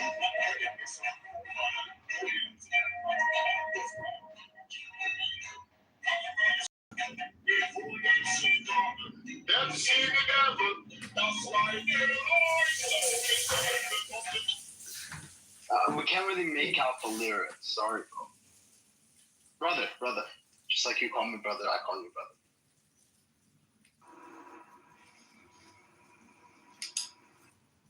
It's tweaking. Yeah, I did the update. Yeah, 26? Okay. Just want it back, you know it, though, right? Yeah. Don't be blowing no kisses at me. You got something you want to get off your chest? Oh, Lord. Talking about Quinn ain't been big ever since. Never mind. Oh, no. What happened? He got upset. He was. What happened with Quinn? I mean, I can only assume what Pure Blood is talking about, but because I don't assume out loud, I'm just going to keep my mouth shut. Oof! I'm trying to tell y'all, you getting bars, man! Yo, Pure Blood, what you did to Quinn? I got blow dry my head. Pure Blood ain't do nothing to Quinn. Oh, okay. So why he hasn't came back? You messy as shit. I'm just trying to real quick. See that little piece of fucking trash in the chat? What's the intention, Monica? She still there? Yeah, she did. Monica, you are. Oh, just ignore her. All this single piece of shit. Okay, Monica, and I don't just speak on you like that, but you are a piece of shit, dirty ass white bitch. Okay? Oh, Jesus. Monica. Another news. Did y'all see that person throwing shit off the Manhattan rooftop? Michael, you stupid. Yeah, crazy. Some dude in Manhattan throwing shit at people off the rooftop. Yeah, that's what she's just talking about. That people got arrested. That's probably why they got arrested. It was. So he was like picking up pieces of real life shit and throwing it. Tyler, yeah, this is weird. The dedication to it, right? Like, I might not like ice. I'm not touching shit. Mm-hmm. Probably their own shit, though. See the Yeah. This nigga went to Central Park with a bag and just was scooping dog shit. Was like, yeah, I know what I'm gonna do with this. You gotta consider the source. I ain't buying all that. Not literal shit. I was talking about like chairs. Yeah. See how you get things twisted, right? Your brain is. You said shit multiple times. How many people say shit all the time and they don't mean I shit? was like, why doesn't he take this serious? You meant actual shit. Like, I'm gonna keep it 100 with you. That strawberry against your skin is definitely showing how white you are. That ain't my hand. That's my strawberry. You talking about you being petty, First Lady. She called me. It's too early. I had to create a new TikTok because I couldn't open up what. I didn't delete mine. I didn't remember the password. I don't remember mine. I don't know how I got back in. I couldn't get back in, so I was like, "Fuck this shit! I'm about to create another one just because if somebody sends you something, Follow me on it. You won't be able to open. I'm not following you on the real one. What real one? My real account. Oh. Who's on first? This is like an account that I just made on the second phone. I don't give a damn which one you follow me on. Hey, City, Trump to impose $100,000 fee on H-1B visas. Y'all hear that? Trump to impose $100,000. What's your phone number? What's your phone number? Oh, sure. Let me just say it. What's your phone? What's your 314. That's something that you're interested in by way of getting loans, or if you already have the property, if there's grants available, how to go about getting those grants in terms of what you need to do to register to be eligible to apply, what things you need to have in order to be eligible to apply. But more specifically, how do you find someone like me? You get up and you actually do the work to look for someone like me. It's just Shay. Mike, I hope I answered that question. Somebody needs to cash in our ticket there. It won't let me. Is there a join at the top? Got a counterfeit ticket. Yeah, when I do, it says I can't join the house. We gotta get Augustus on that. I'm still in time.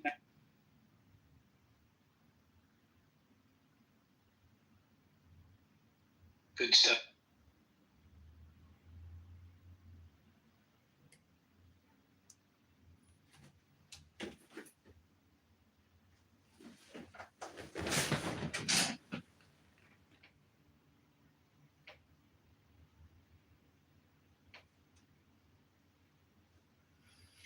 He was a World War II hero.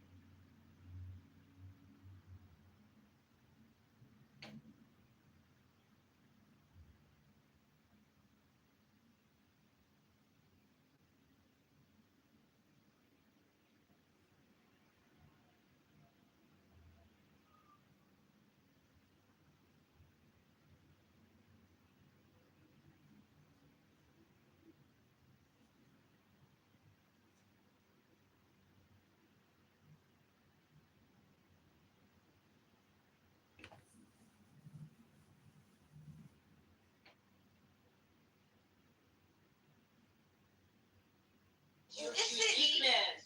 You are unique. I know. Those are. You are unique, and everything about you is unique. I brought it up, man. You think I held back? The thing is, like, when you speak like the truth through like logical means and through like rational standards. All right, we're gonna have to get together and at least have one or two. They're very productive. I'm spiraling fast, but they were excellent. So, just one final message. Everybody's listening down there, and if you have not done anything, it's easy to get overwhelmed. But pick one thing. Just pick one thing and do it, and you'll feel better. And then when you think about it again, think about, I'm going to print some map. Hello. How are you? Oh, yeah. I know we have divorce and all that, but give me a pension, goddamn. You want a pension? But yeah, for being a stay-at-home mom, sure the fuck. Because China was right there, and they stepped in, and boom, they just, all of Russia just pivoted towards China. But, when it comes to, what did you ask about specifically? China, China selling weapons? My question was, no. My question is, so Iran has a sanction by the U.S., right? So the question was, how come so China is still doing business with Iran in spite of U.S. putting sanctions on Iran? Yes. Yeah, because U.S. can't put it on China. Excuse me, Edward. I have a question about China. Yeah. Are you Chinese? I live in Singapore. Okay. Do you speak Chinese? Yes, I speak Chinese. Oh, so you're from China? Why are you Chinese? I speak Cantonese. Yeah, that's right. No, there are Chinese people in Singapore. He's not from China. Yes, there are a lot of Singaporeans in China. Let him ask a question so that way we can get somewhere. Yeah, the hungry ghost is here. Go on. Yeah, do you think China should do more to help the people suffering in Gaza? I think China should first save the war, the Muslims in the war, and then come and put their nose in the Middle East. I think China it won't take any help we can get, actually. If China is willing to step in. I do think, however, this is only my opinion, there's a non-zero chance, I don't know how large it is, that we may see some Chinese weaponry popping up in Gaza by Hamas. I think there's a chance for that, because it would make a statement. It would make a statement to the world. So how would China drop off the weaponry to? I'm not. Listen, it's been 2 years now. It's the real money. I'm not. They ain't gonna get the real money. It's not a tunnel running from Gaza to deep into Egypt. You can't connect it to it. There's no way. I don't think so. It has to be. I don't think so. And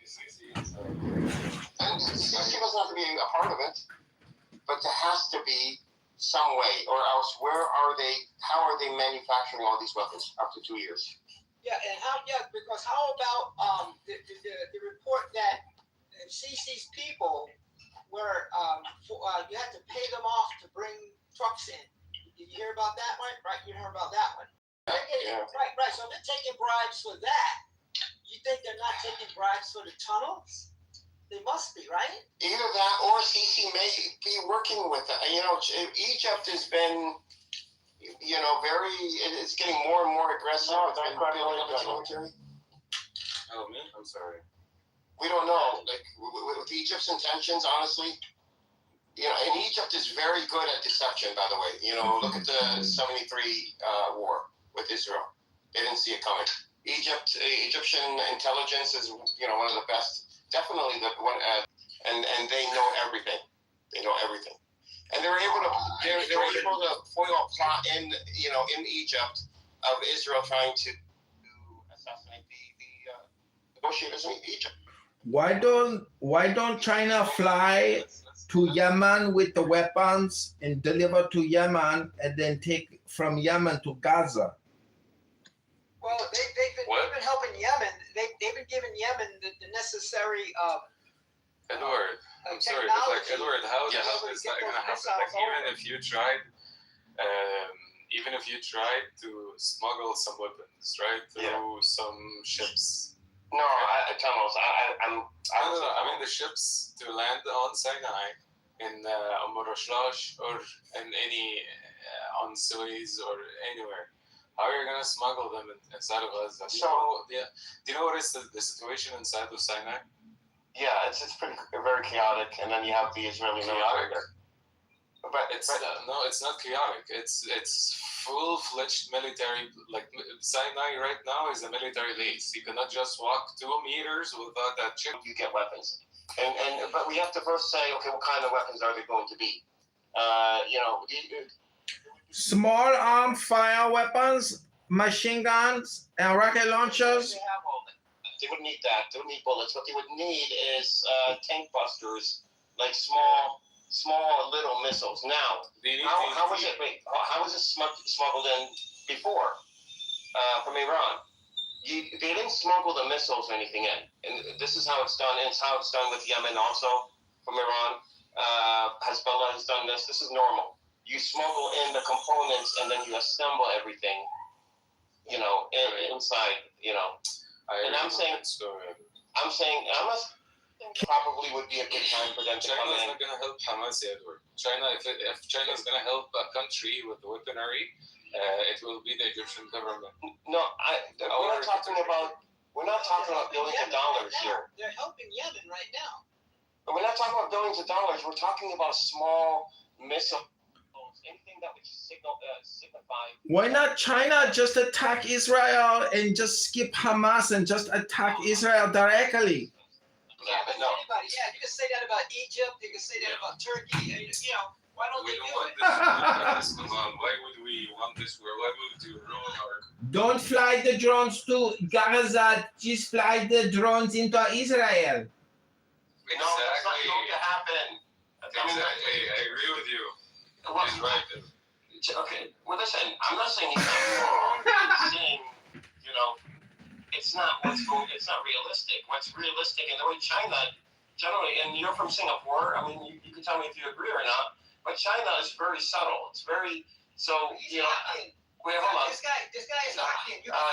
He's not Mandarin Chinese. He's No, I speak Cantonese.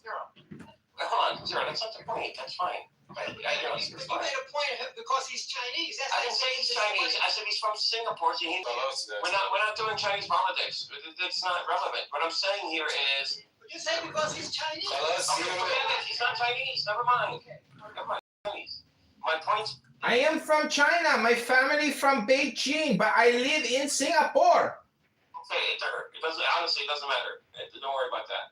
What I'm saying is, if there was a opportunity for China to bolster its image in the world, do it, very subtly, which is the way China does things, it would be to have some minor weaponry showing up in Gaza being used by Hamas, and knowing that it is Chinese weaponry that's being used. I'm not talking about major missiles or anything. I'm talking about small tank busters, modified grenades. Those are hypersonic grenade launcher. The hot on the belly of the tank. But it doesn't have to be hypersonic, but Yasin one of but that's homegrown. They make that themselves. They do, but they need TNT for it. What if they have TNT? Yeah, don't they use unexploded Israeli bombs? Yes, they have 20 years worth of that. Return to sender. Yeah, they call it return to sender. Yeah, return to sender. This is what they call the project. Because it was American, it was their bombs were unexploded, and they used that to make the Yasin. But imagine Yasin's. Why not bring the weapons in from Doha in Qatar? Qatar, where the people. They tried to. Noah. Yeah.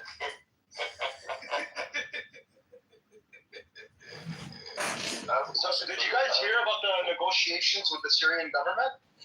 Yeah, they're pretty much the game. He wants a security barrier. He wants to restore 1964 agreement. I'm sorry, Edward, but he doesn't want to fight with Israel. He doesn't want. No, he doesn't. He wants to give Turkey time to rebuild Syrian defenses. Israel said it themselves. Al Qaeda has never been a threat to Israel. The Mossad said it. Sorry, the Mossad said it themselves. Al Qaeda has never been a threat to Israel. They've never attacked Israel. The only time that Islamists actually attacked Israel is when they apologized for it. The only apology they've ever. Yeah, when ISIS shoot a missile there, but second they went out and they were like, "We are so sorry." Yeah, extremely apologize for it was a mistake. I'm sorry, you can. Noah, you don't have to fake an Arab accent. I'm going to speak with my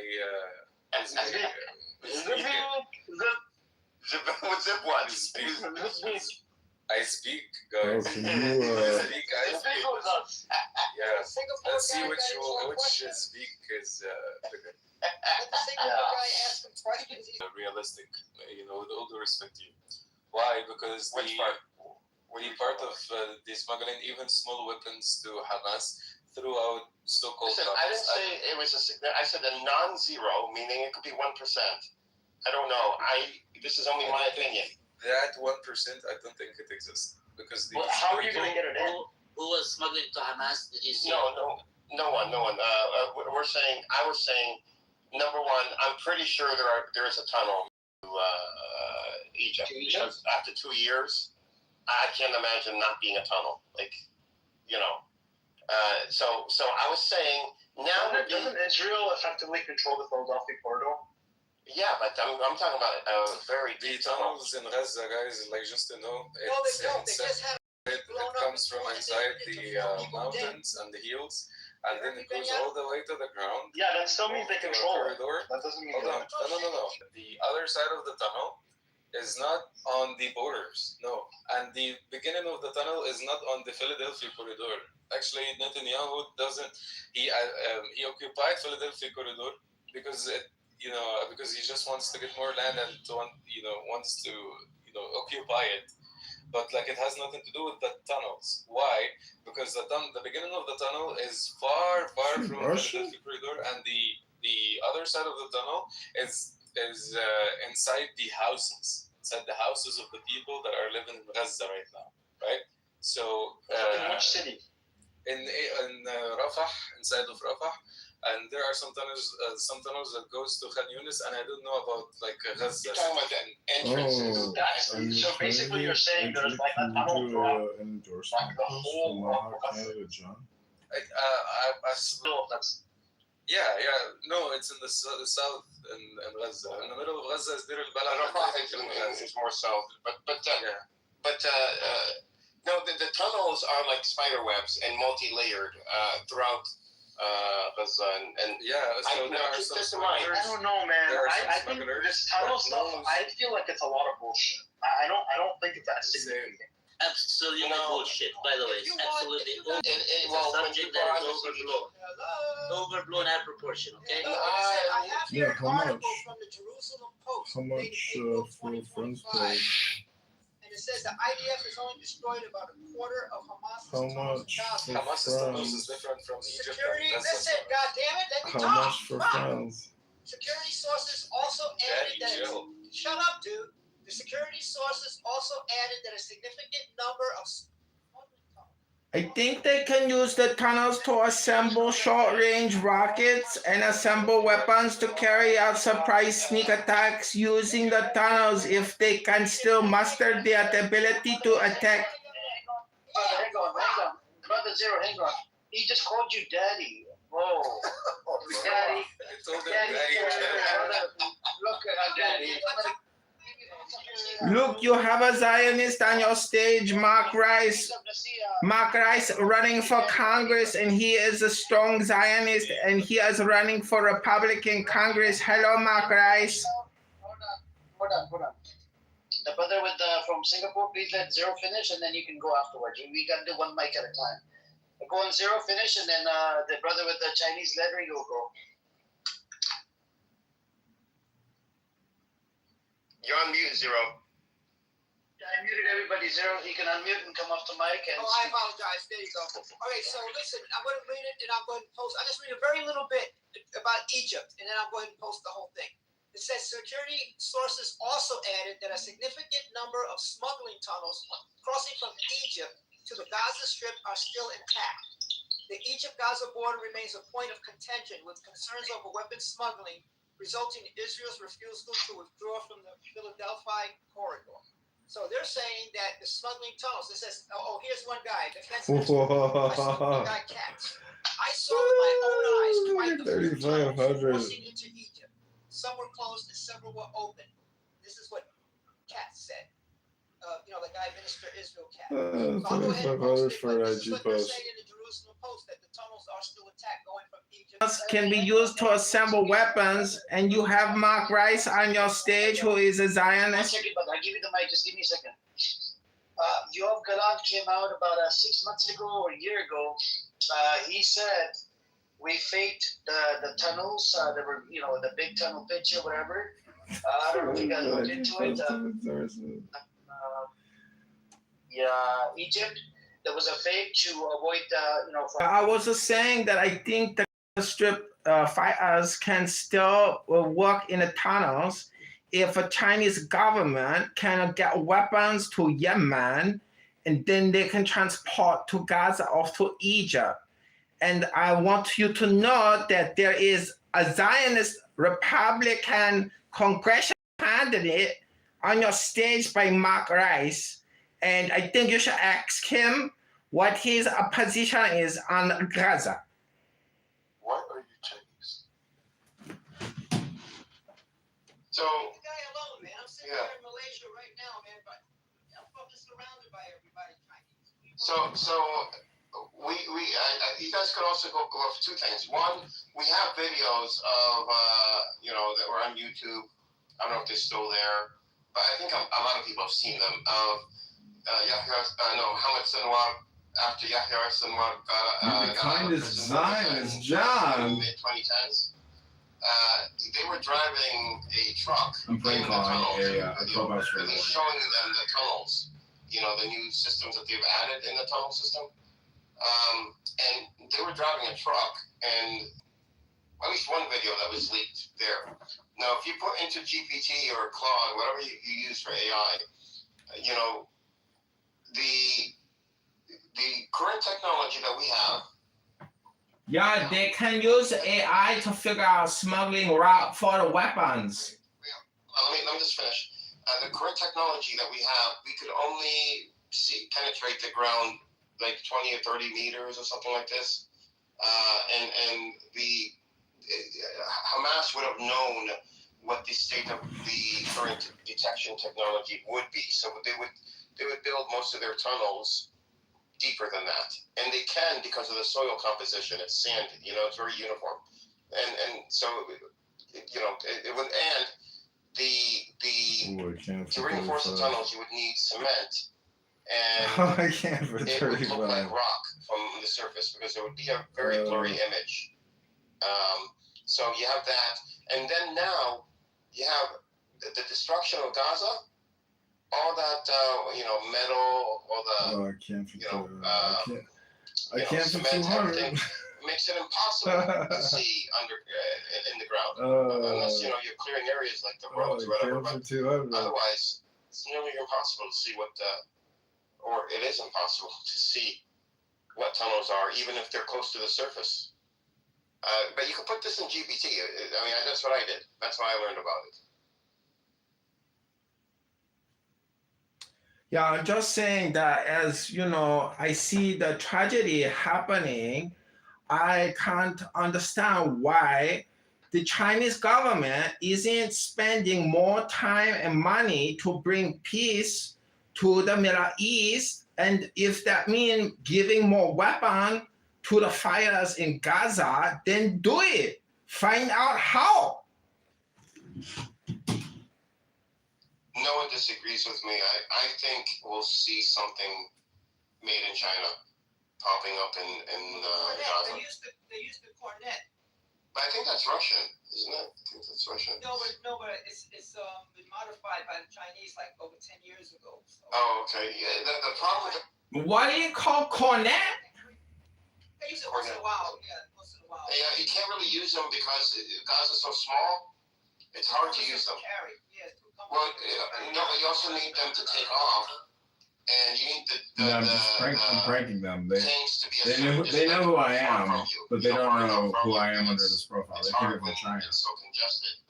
We forget how But they blocked me out of the room because they don't want me reporting them discussing terrorist promotion. And dropping it right in the hatch, like they just did. They just killed 4 soldiers. It's a live stream audio. But I mean, It's in Clubhouse. Like the howitzer, like artillery. It's an app called Clubhouse. This house is called Amir's Room. It's called Israel on Trial. Sanders drops the G word. It's hosted by a terrorist promoter called Amir and Edward. Edward lives in Dearborn, Michigan. Amir lives in California. It's adaptable. They've been reported to the FBI multiple times. You have to carry them around. I don't think so. Stealth? Would you ever be interested in like having a conversation with this? It's that is true. That is true. Free space, I can. I'm not, I can debate the worst and most horrific anti-Semitic Jew-hating scumbags I've ever heard of. There are some truly deranged people out there. So if you dig too deep, you lose water. And in order to get water out of tunnels, that's a very complex. I live in Chicago, but I'm running a And I marathon. doubt they have the skills or the equipment necessary. No. They did just that though. They have that. They have It's crazy what's been going on there over the last couple of years. I have never seen more Muslims in one place in Illinois than when I felt like a minority here. It's really weird. But I thought a lot of this stuff though, I don't know. I think shit. It's not just Dearborn. We got some bad stuff all over the place, but it's nice that people are finally willing to talk about these issues now. Oh, I mean, since Obama, since 2008, I mean, Muslim immigration and Muslim visas and refugee status exploded. I don't know what the true number is, but I would say it's easily 1 million people. I don't know. I don't know what the true numbers are. I don't know if anybody does, but I can go to my local park and there's fully clad burqa women with multiple children running every single time. And it's like that all of a sudden. There's just all these little Islamic pockets all around the country. And, well, you can thank the fucking Democrats. That's my opinion. Yeah, I really hope there's a possibility for Chicago to flip red in my lifetime because the rest of the state will be fine. We live in a clown world where there's 60 million completely brainwashed liberal, socialist, Democrat, Marxist, communists who are so radicalized that there's no ability to actually commune with them unless they're willing to join you in a book club. So all I can say is, be courageous and have bravery. I mean, yeah, I've been trying to do this. I really wasn't involved in any of this stuff until October 7th. I was just living a normal life. And then after that, it's just everything on the internet. So I had to learn about all this shit. And then once I learned about this shit, I looked around the state of Illinois and I'm like, what the fuck is going on? Why is no one saying anything? Well, it's like a mind virus or a Tourette syndrome. And that's why I say if people aren't willing to join you in a book club, then they're just insane psychopaths on the index and politically completely, antisocial. Timmy, welcome to the room. I'm thinking I'm going to show my age, but I feel like this is kind of like, hey, my name's Larry, this is my brother Daryl, my other brother Daryl. Any of you get that one, or did I show up? What movie? Is that a movie? It's a Bob Newhart show back when we were really young, or maybe not older than 43.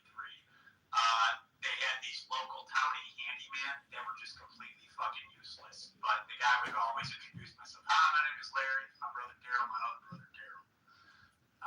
And in Illinois, we're not seen by Democrats that critically. Yeah, this like Republican, Democrat, conservative, libertarian cultural divide has always been there, but now, the amazing thing about social audio is from like an observational psychological perspective, or even just like studying psychopaths or sociopaths, but then also how people try to get back to the center and try to maintain their peace and calm after, making homicidal. Person I am anymore. You get those types of responses from shit they've done even like 6 years ago or 3 years ago, let alone the Charlie Kirk stuff. Yeah, nothing's new under the sun, and everything that has been said has already been said. So, I record everything I do on social audio. Like, I have over 25,000 YouTube videos of Clubhouse rooms, which is a lot of African Americans discussing political topics. And the most psychopathic, happen to be gay black men. They seem to be the most dangerous in their rhetoric and, literally homicidal ideation all the way, extreme violence, insane communication. So I'm just saying that, if you go back and you look at the record, people, in terms of like Capitol surveillance and making recordings of people, this whole Charlie's Murders website and the tens of thousands of individuals who, have been identified as being, homicidal sociopaths or psychopaths. It's, we live in a glorious age because for every action, there is an opposite and equal reaction. And sometimes intelligent people who know how to build databases manage to gobble up a lot of data that can be very consequential for the people involved. Sounds like, what if someone had a list of all the billionaires' private investment offices and their banks and lawyers from 2009 to 2010? I might happen to be that person. So I'll give you a quick background. Dad was a Chicago cop, lived in California for 8 years, worked for some of the families behind UFC, and learned that the rich donate to both sides, and they donate early, so that it's not a bribe, and hence the uniparty, I think, is real. And I want to be a part of disrupting Illinois as much as I can. I'm trying to go with their financials, but I'm also trying to just give the men of Payless Heights their balls back. That's the other goal. Yeah, it's fun to play the game of being the leader. But there's just, I don't know. I think just so many people are so hardcore brainwashed that getting through or changing people is an impossibility. So social media is the way, but censorship is real. Deplatforming is real. I have had many YouTube. I'm against fascism. I'm against communism. I'm against Democrats. I believe in, a Republican form of government, which our Constitution gives us. So a lot of people post photos of the Constitution. I actually like to record myself reading it and then re-listening to it and contemplating it. And a lot of people are just here for the dopamine and the really ineffective leaders. But the whole thing comes down to borrowing and spending. And the government has this amazing wand that it can just keep rotating and circulating. And really, our entire government's budget is nothing more than a letter that says, we agree to continue funding the government to essentially be forensic accountants. And I've been using Grok a lot to examine HR acts and identify the specific corporations tied to those acts and the dollar amounts and the communication coming out of the people that work at those organizations or in our government. And there's just a lot of, private events that happen that the public doesn't know about or who's there or why they're there. And, but nonetheless, the longer you speak, the quicker you become a hypocrite. So thank you for being here. I'm candidate John. I'm running the 16th district against Darren LaHood, a debt super creator who's been in office 10 years. That's over $20 trillion in debt that he's voted on from deficits and HRX. So I'm just here to play my role and hopefully get on the March 17th ballot. So I'm a debt guy, and I can maybe help you even more with some of the debt they took out. Meaning, as far as following the money, where it came from. I've had a thorn up my ass about Penny Pritzker and her role in the great financial crisis, connecting her to Mayor Daley's brother Bill, who was vice chairman of Chase Bank, which loosened all the lending standards for mortgage-backed securities.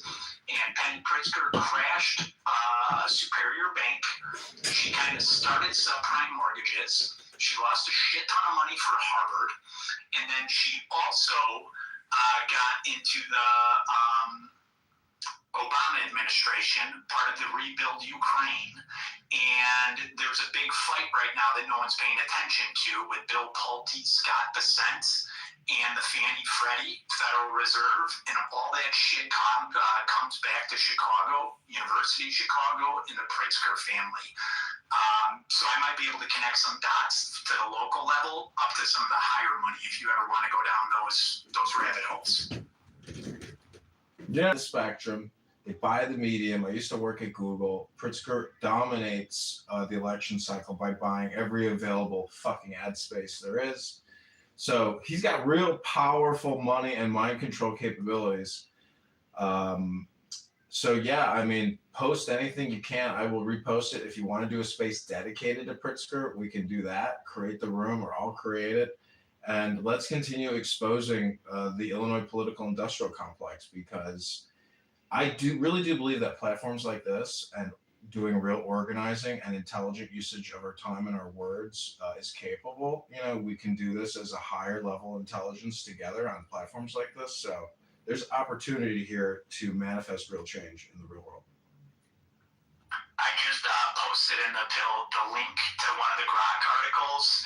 It'd be helpful maybe if you and John could read through it and then kind of just tell me what do I need to do to translate it to layman's terms about like why a person could be concerned.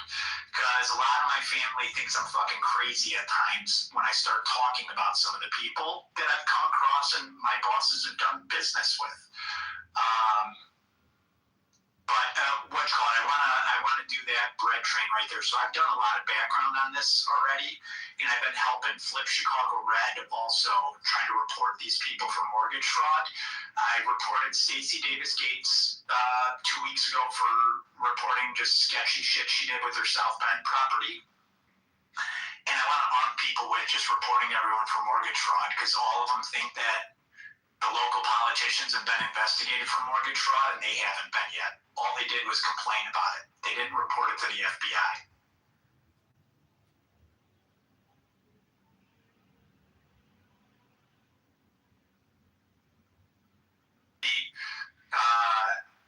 Yeah, anything. It's not exactly a sit right now and read type of read, but it's a lot of meat there, and that connects all the way to Jeffrey Epstein, by the way.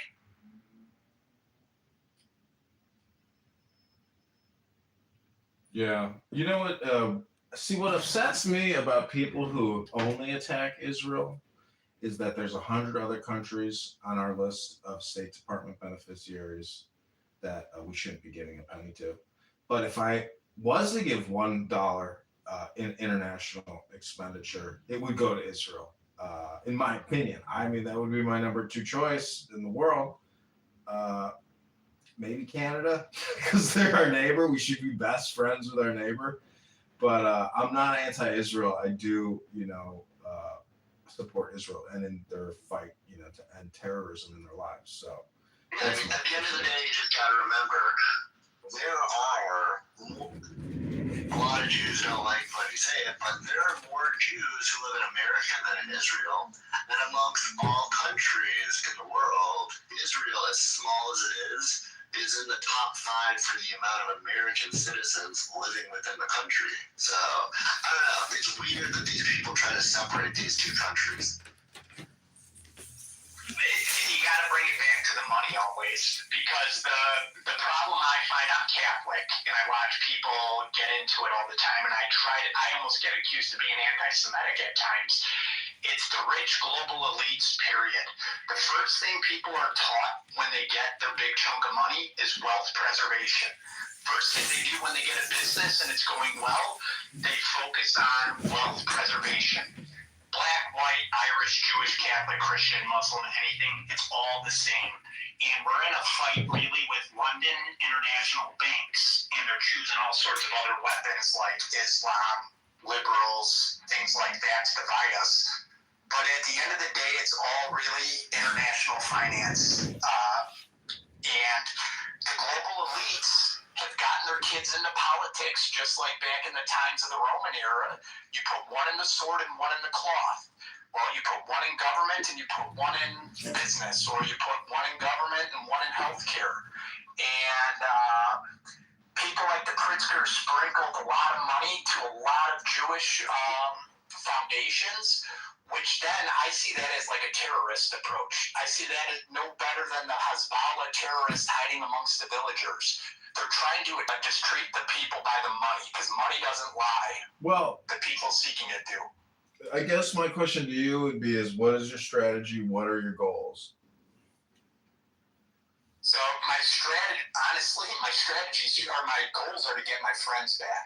That's my goals. So I've been attacking mental health, poking holes in the science, and I've been uncovering all of the data Republican money flows that people I know work at NGOs. So I've been waking some people up with that. I've been trying to raise awareness at the local school district meetings, getting parents, guilting them into showing up to the school board meetings. Like, I was part of getting 300 people to show up at the Orland Park School District like 2 months ago when they had a black gay prosecutor or assistant principal coming up for, he had an Instagram post saying, it's hard not to look this cunty or something like that. And I was able to get people up in arms. Honestly, I just want to try to help fill holes. I know a lot of money stuff. I know a lot of the stories behind the scenes that nobody knows with the Chicago families, just because they co-invest in private equity and hedge funds together, but they may not be holding arms on the stage.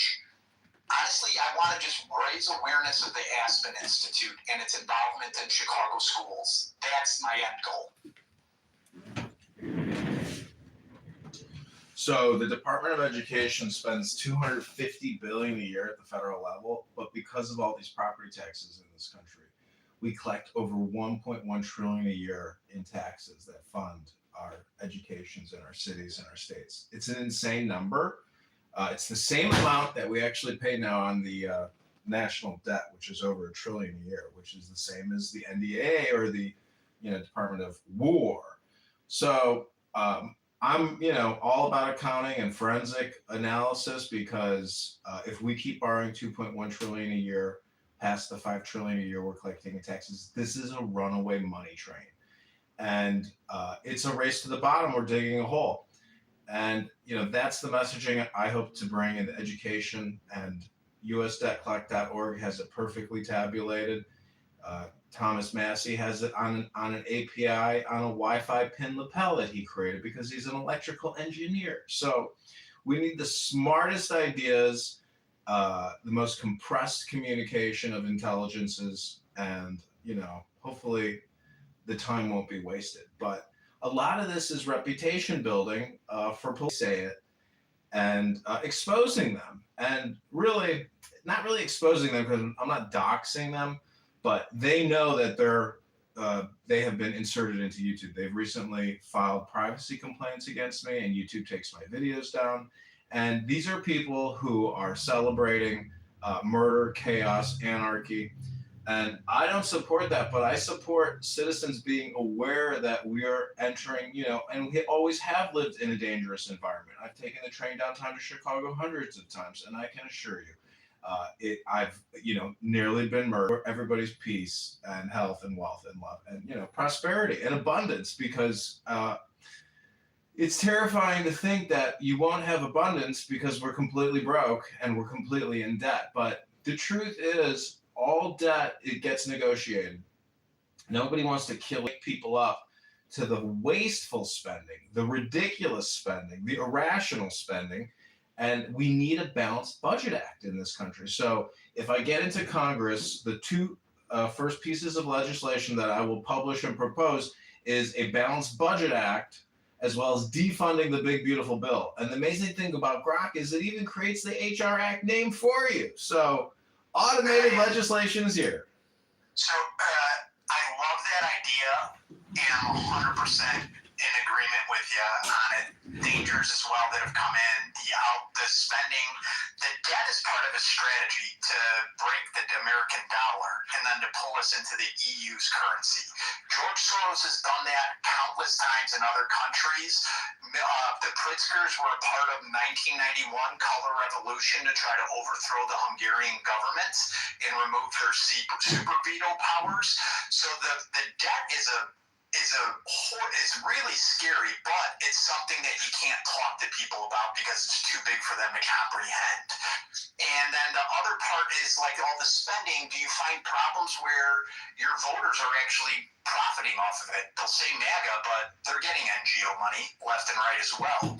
One of the things I'd like to advocate for everybody to do is a transparency agreement where you sign to 100% transparency on your movements, who you meet with, and your monies, and then other people will be forced to follow.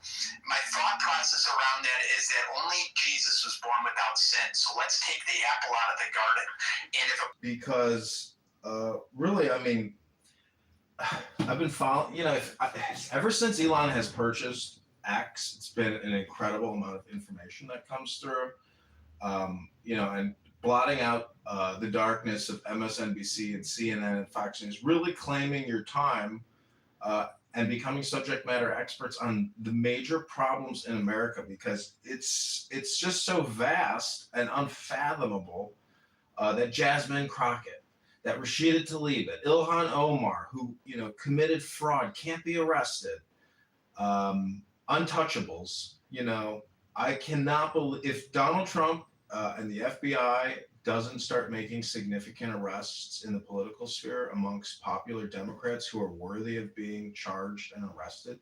I have a lot of faith in Pam Bondi, but it's rapidly fading out of your mouth. Maybe that's the kind of lapdog Donald Trump needs and wants, but as the Americans, I think we have to expect more from the head of the DOJ. And I would hope that maybe Trump might consider putting Stephen Miller in there and making Pam his assistant, something to that extent. I actually lost faith in her.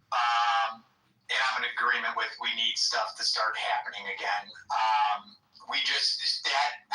Stephen Miller is perfect for that. You need to be bulletproof in that job. Agreed. Can I just say one thing?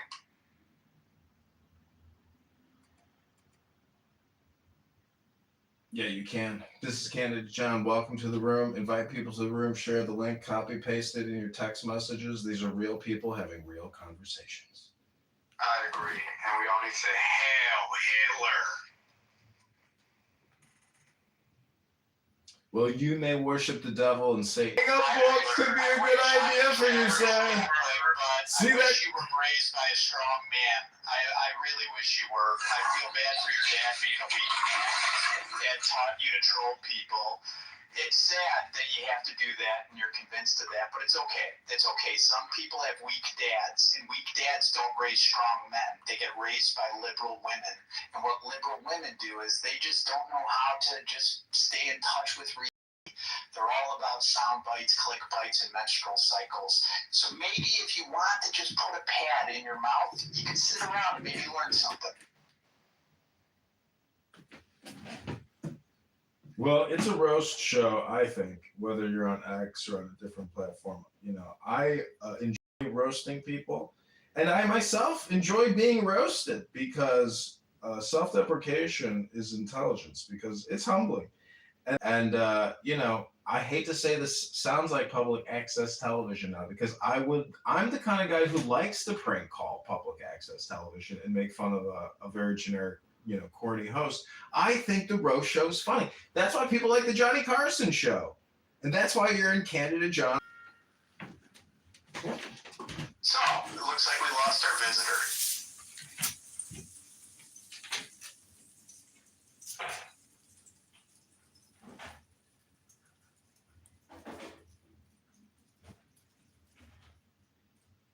Are you guys all still here?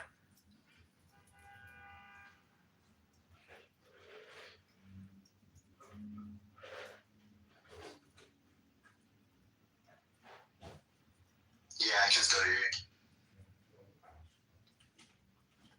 All right. Well, John, maybe it'd be awesome just kind of hear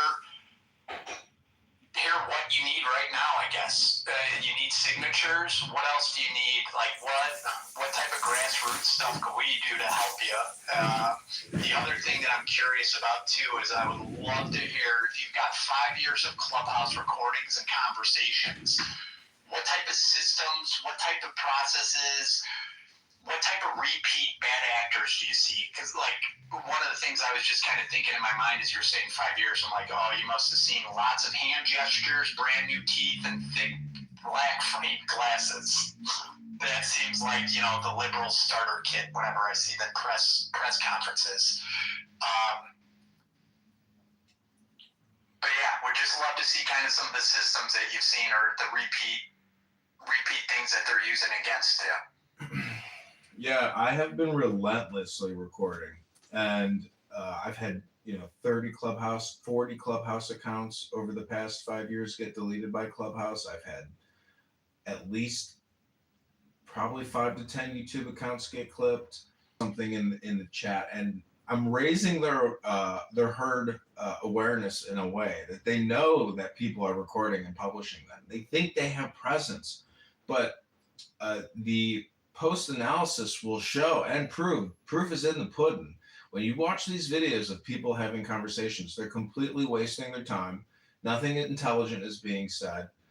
It's a struggle session. It's a TDS struggle session, or it's an Israel struggle session, or it's a narcissistic, egotistical glorification of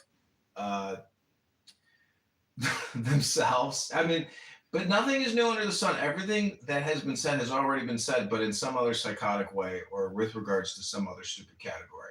So proof is in the pudding, and our ground game is very strong right now. We're crushing it in signatures. We're at 530, probably will be at 700 by Sunday. So I think we can get to 1,000 signatures plus, and we will present the Illinois Election Commission with a thick stack of petitions signed by real people, and probably just copy people's signatures, because they don't actually do any real work to get these signatures. They may go and have it circulated and get the real signatures, but the point is they will challenge every single signature that I present to the Election Commission, and they will make me, the candidate, go into their own database and search out that signature of that voter and defend their challenges. And there's multiple challenges for every signature. And it's me, one person who at the Election Commission has to pull out a laptop or my cell phone and do the searches real time as they put it on the big screen TV. It's an absolutely ridiculous process to get on the ballot. It is overly complicated, overly burdensome. It is ballot access tyranny and traitorship. And the people that have challenged me in the past, it wouldn't surprise me if they were dick-sucking faggot pedophiles, and I'd be happy to say that to who I'm thinking of. But they are some of the most crooked faggots I've ever met in my life. And now I'm not saying I care about how a person has an orgasm or makes an orgasm with somebody. That's how somebody wants to do it in their private lives. But I am telling you that some of the people that I've had to deal with in Chicago politics who have challenged me personally, made me sit there for 6 to 7 to 8 hours, are 100% dick-sucking anal rant for the day, gentlemen. I don't disagree. I joke around. I'm kind of is a gay guy that has the mind virus, living in Boston, and my sister lives in Omaha, and she's common sense. And I use that word like I did in the 80s and 90s, and I continue. And I say it the same way I meant it back then, so I'm not offended by it. Yeah, it's what about on the election question: is there anything, if we've got a little bit of a larger footprint, that we could get? What's the word? Maybe awareness to some of that election fraud. Can we get eyes on that? Maybe if you know some of those things. I've published it all. I have all the court documents. They took me to court twice. Stella Richards, the 45th, intimidated me and threatened me and insulted me. I recorded it all. I filmed them. I took photos of them. I published it all. You know, I don't have much of an audience. I can regurgitate the posts. You can read over all the legal documents. You can read over all my legal responses and motions. But at the end of the day, all that matters now is getting as many signatures as humanly possible to present the Illinois Election Commission for the 16th District against Aaron LaHood. And we are getting there. Obviously, more money would be great, because then I could hire more people in Peoria and hire more people in Bloomington and have one person every day trying to get 100 signatures. I mean, getting on this ballot and getting through the challenges is a monumental task. Even if we got 2,000 signatures, there's still a chance that they'll be able to object to and reject signatures at scale. So we don't know how the results of all this signature gathering will ever turn out until the actual challenge, and they put it up on that big screen TV, and some woman says, "Signature number 1, district, do you accept your challenge?" You know, it goes one by one by one. It is the craziest, most obscenely obnoxious process I've ever gone through in my life, because it's not automated. And you, the candidate. Quick. Did you guys see Marjorie Taylor Greene join for like 30 seconds?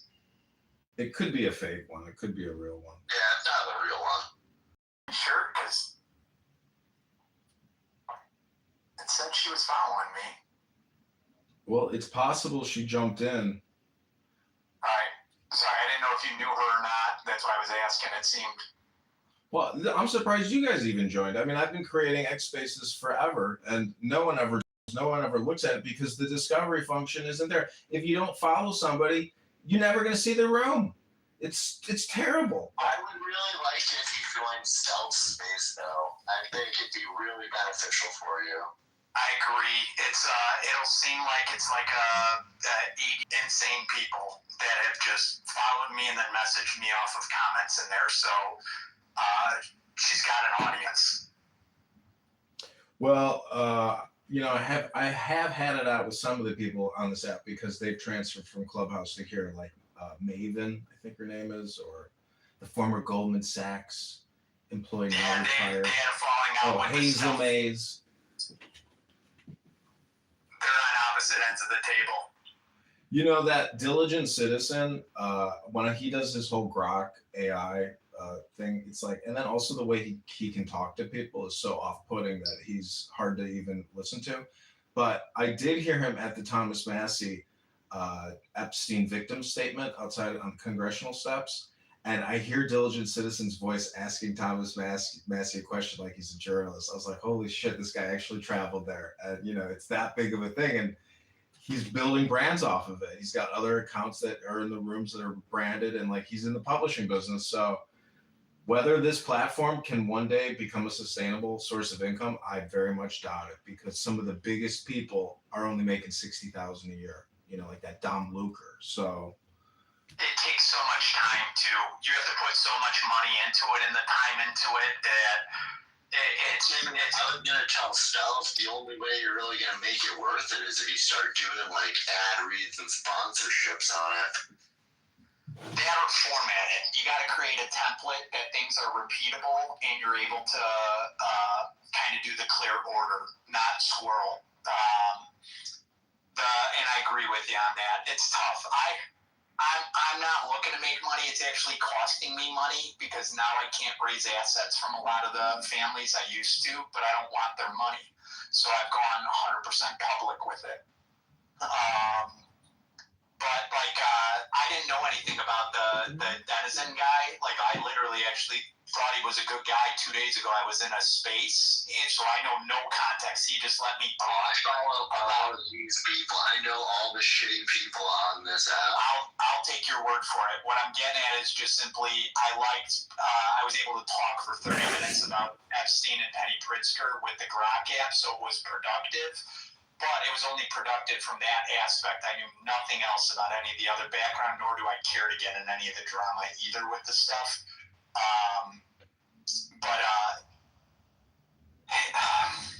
Yeah, you're right. You're right on it, because he's got to do a whole bunch of other crazy random shit. You can't just do the cause and make money.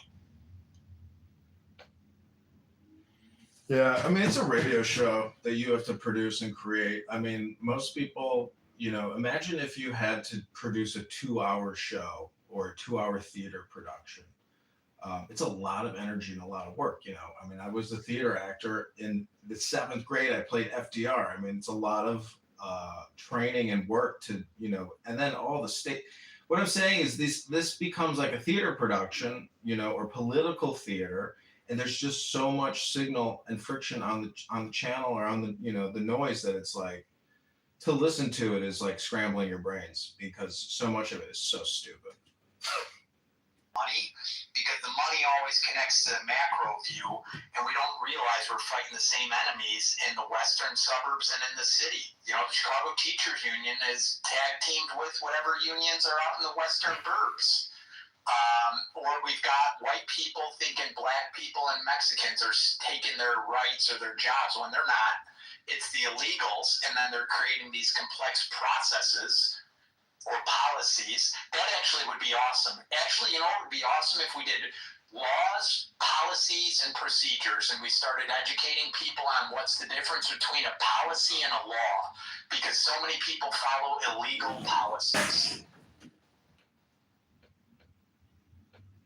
I just want the roads fixed and the tollway system to be done properly. But that's money laundering right off the bat. The roads, they can just simply pave over the roads for a fraction of the cost every year before doing major construction. And they're able to launder money, paying inflated values for cement, paying inflated values for this, that. There was I think it was called K-12. It was a road paving company in Illinois. The guy got sent back right after he got out of jail. He got the contracts again. Yeah, I mean, priorities have to be set. And what's amazing about Grok is that, I told you that I'd like to put forth legislation to defund the big, beautiful bill, but I started just by individually defunding corporations. So I'm a former Google contractor, and I can tell you that it's amazing what you can do with Grok. You can defund Google, you can defund Apple, you can defund Pfizer and have Grok AI write the HR Act for you and even label it and brand it and market it, create 10 bullet points for you. So our legislation can be fully automated to reverse what we're doing. And the basis of any real economy is not borrowing and spending and giving we the people taxes. So that's what's happening. And I am a tax advocate for lowering our income taxes, lowering our property taxes, lowering our public debt, lowering our personal private debts, debt forgiveness. If they're going to do some kind of jubilee, let's just do it now. Let's stop kicking the can down the road. Amnesty for all. That's what I say. Liberty and freedom for, and let's restore this liberty back to we the people. We have to figure out a way to gift ourselves and reverse the course, even if it's linguistically, in my opinion. So I've been talking to a guy that's kind of interesting. He's a linguist. He was a music teacher, and he wants to try to set up organizations where we have a constitutional lawyer in every state or every city. And he'd be maybe a pretty interesting person for you to connect with also. He wants to bring the arts back into schools. He wants people to start learning Latin and the Constitution again. And it seems like all the basic fundamentals that they erased from the children. And that's why we got zombies, is because they weren't brought up on the basic fundamentals to give them critical thinking. Yeah, I thought about creating some kind of way to financially reimburse people to publicly read the Constitution out loud and record themselves doing it in a database and identify themselves and create a profile. I'm a Constitution reader. I've read the Constitution front to back. I contemplate it. I think about it. And I compare and contrast it to the situation now. And then you come to the conclusion. How is all of this even permissible under U.S. law? None of it is. A lot of these agencies shouldn't exist, and they're just going to keep getting funded. So I think from the basis of our, charter, our constitution, our law, I've used Grok to do extracts from the Declaration and from the Constitution to pull out the 10 most important points of both of those documents. So having that type of communication and conversation daily is extremely important. You could call it a prayer session, you could call it a meditation session, but you're using the law to communicate, to create the content, and hopefully it's for contentment, because the higher the IQ, the higher the intelligence, the greater.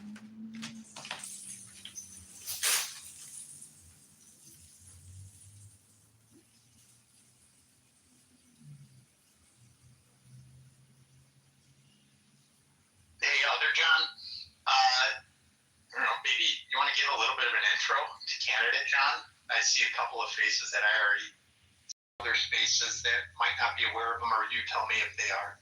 I wouldn't be able to give a good enough introduction to him. I'll be honest, I just kind of randomly came across his profile, and he seemed like a regular candidate for my state who didn't hate Israel and had some pretty normal takes. So I started joining his space, and I saw like no one was really here. At first I thought he was a bot. I didn't even know what he was doing.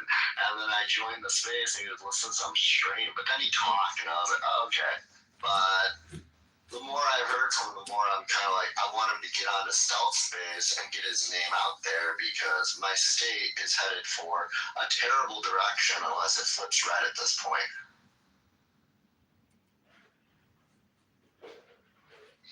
John, have you talked to any of the people from Flip Chicago Red?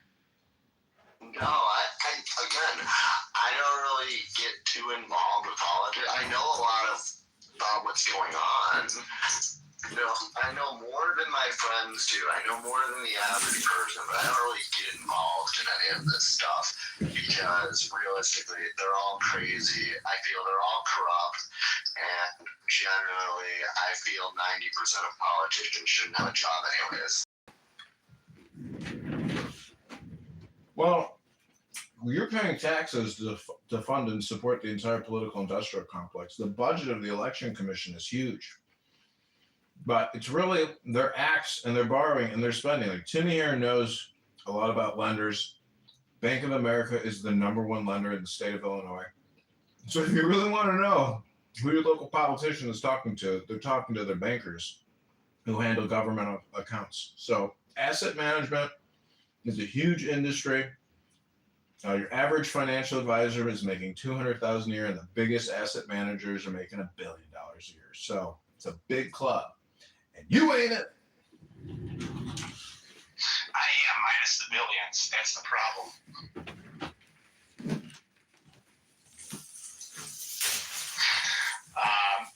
Yeah, you're spot on the asset management is it's the secret beast, and that's what's also handling all these NGOs, and that's what has them spending our own money on everything.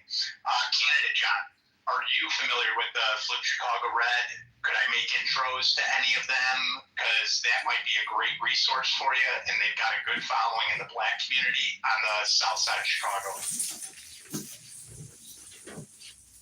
Yeah, I repost their stuff. I've never messaged them directly, and I love what they're doing. But, getting in touch with them could be difficult because they do have so many followers.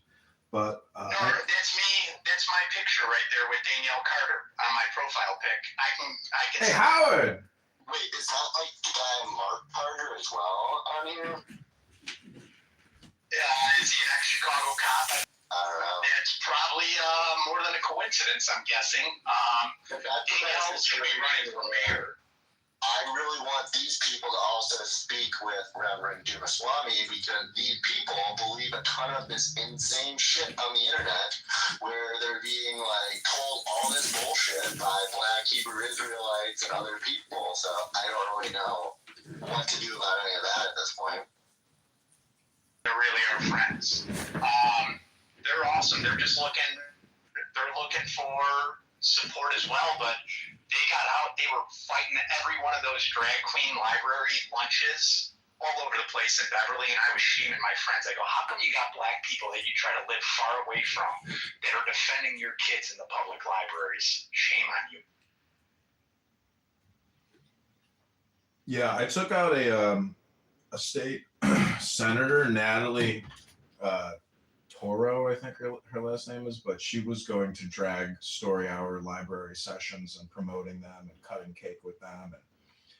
And, she went from being a teacher to being a state senator because she's a pretty girl and she knew the right guy and she got appointed the position. She didn't even run. There is real cronyism, but it's really Democrat industrial complex. Tony Preckwinkle and the budget of Cook County is absurd. I think it's like $8 billion, $9 billion annually. It's so much money. And these crooks have been in charge of it for 20, 30 years. And it's going to get flipped. It's only going to take a feather to do it. I'm 100%. But you're in asset management. I mean, how much are we borrowing right now to pay out on pensions?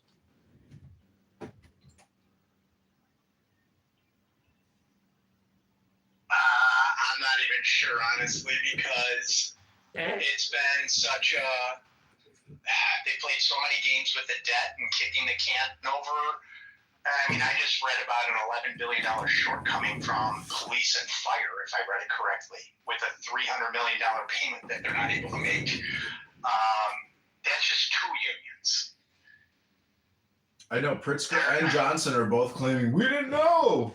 How are you sticking me with the bill now? Pritzker's like, I don't know. Like, it's the dumbest blame game and lack of responsibility, lack of leadership, lack of financial communication. They are the biggest clowns in the fucking world. Well, nobody also goes one level deeper on the economic interests. You know how everyone has to disclose their investments? Pritzker just labels the name of the fund he's in. It doesn't name the assets that are in the fund. And I guarantee you, if they had disclosed the assets, there's going to be a ton of conflicts of interest. You know, what's in BlackRock SPV 14? That doesn't tell us anything about what he really invested in. And it's right there on the website. We just need to take time and go line by line. They've been keeping it open for so long. And that's got to be the only reason so that they can backtrack all the terrorist cells and stuff like that, because that should have been shut down. Well, that's the thing is if Larry Ellison, I think his name is, the richest guy in the world. I think he just surpassed Elon after the recent stock pop. And if he buys that app and he removes the dopamine drip and tries this, and, you can't really call that patriotic, in my opinion. I mean, to allow the most toxic people in the world to publish there and censor other individuals who put up anything about the vaccine. I mean, what kind of censorship is going to be taking place at the new TikTok?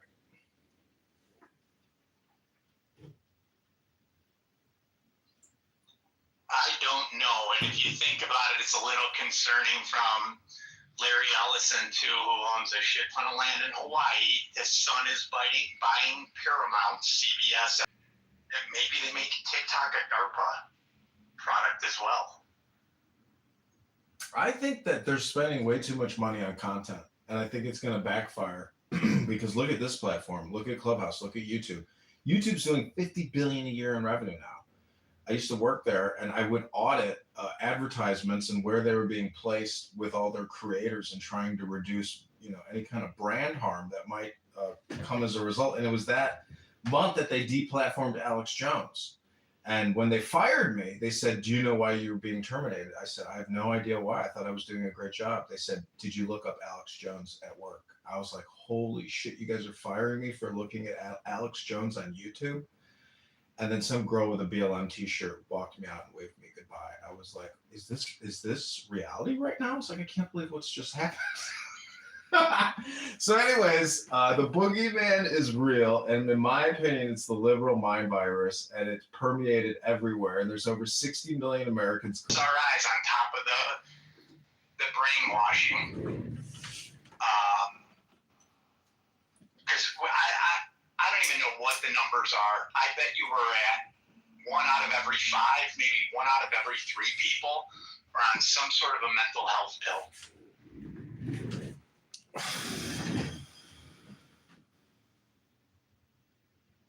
Well, what people decide to put in their mouth, public speaking, is essential in determining your elected public official. And I've run for junior class president. I've run for Chicago committee person, and now I'm running for Congress. And I can tell you, getting angry, getting heated is not what people vote for. The voters vote for an ability to bring peace, contemplation, intelligence, respect, understanding, selflessness, and kindness. Those are the real leaders amongst us, not the racial identity politicians who want to talk for hours about genocide and structural white racism and supremacy and how the heat wave killed hundreds of people because of racism. I'm telling you that if individuals get angry at the podium, they are no teacher of mine and they are not fit to be my leader.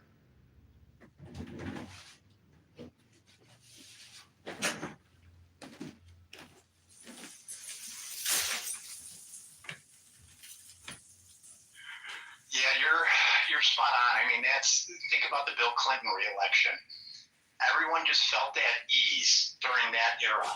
He wasn't a good president, but they felt at ease. Yeah, higher IQ, higher EQ, higher EQ, higher IQ. They go together. The more intelligence you have, the more you realize how much energy it is to get emotional over conversations on the internet. I like to call it road raging. People want to go on social audio and road rage to get their dopamine fill because their lives are so fucking terrible and boring and they're not getting enough sunlight and exercise. So, it's all one system.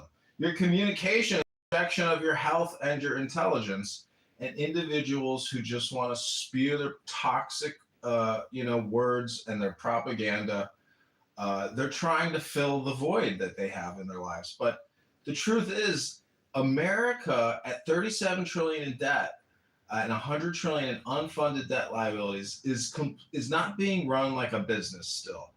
It's a simple analogy, but this government, I am not for passing off counterfeit or fraudulent notes. I am for full transparency and running this organization like a business. And the way you run a business is at a profit.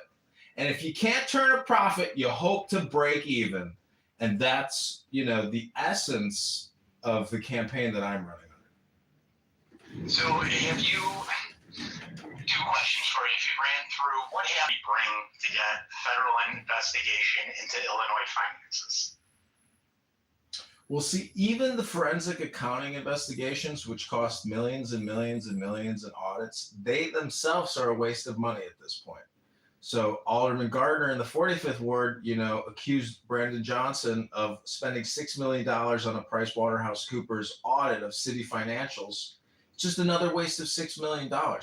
The mantra you have to repeat is stop borrowing, stop spending. You can't spend if you can't borrow. So if you can't borrow, you can't spend. And where are we borrowing from?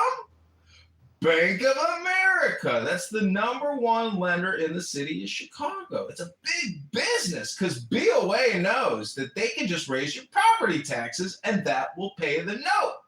So, you work in asset management. Is Bank of America, should we allow them to continue lending to us? The politicians are the ones that sign the agreements. In the country anymore since it became BofA and got sold overseas. No, and it started in Chicago under LaSalle Bank, and there's a big family, the Nines family and or Steins family, that still have their hooks into the whole city, and no one knows who they are. No, Bank of America should not be allowed to transact anymore. JP Morgan should not be allowed to transact anymore. These people are allowed to commit crimes. They get charged $100 million fine, but they made a $3 billion profit. I would take that layup every day.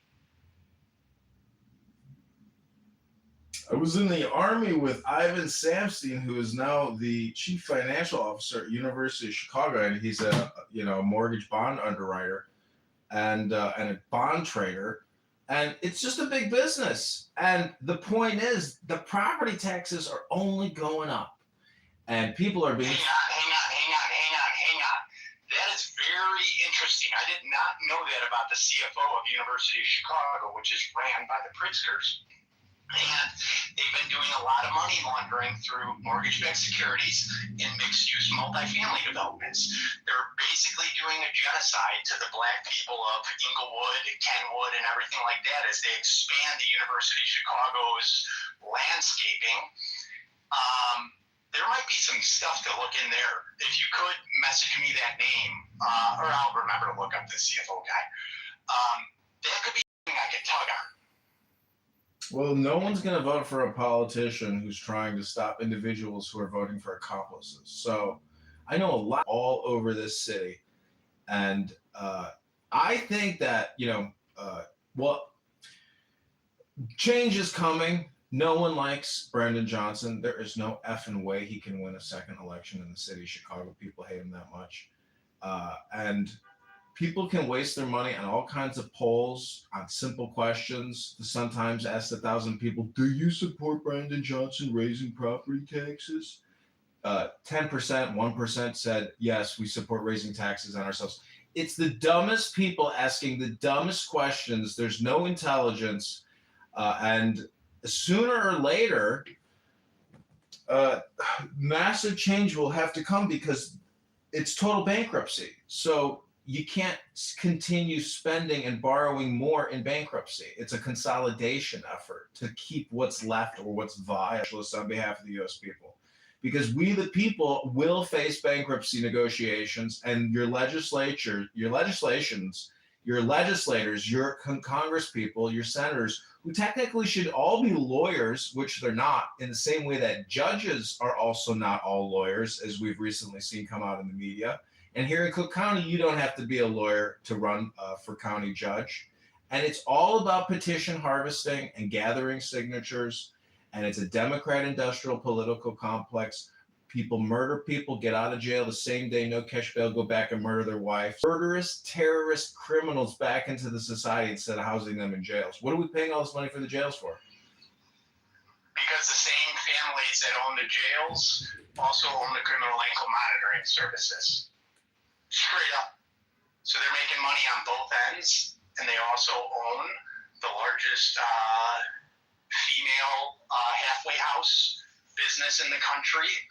They're doing human trafficking, and the ankle monitors are owned by a guy named Lars Windhorst. If you want to Google him, he's like a fucking James Bond villain, debt guy.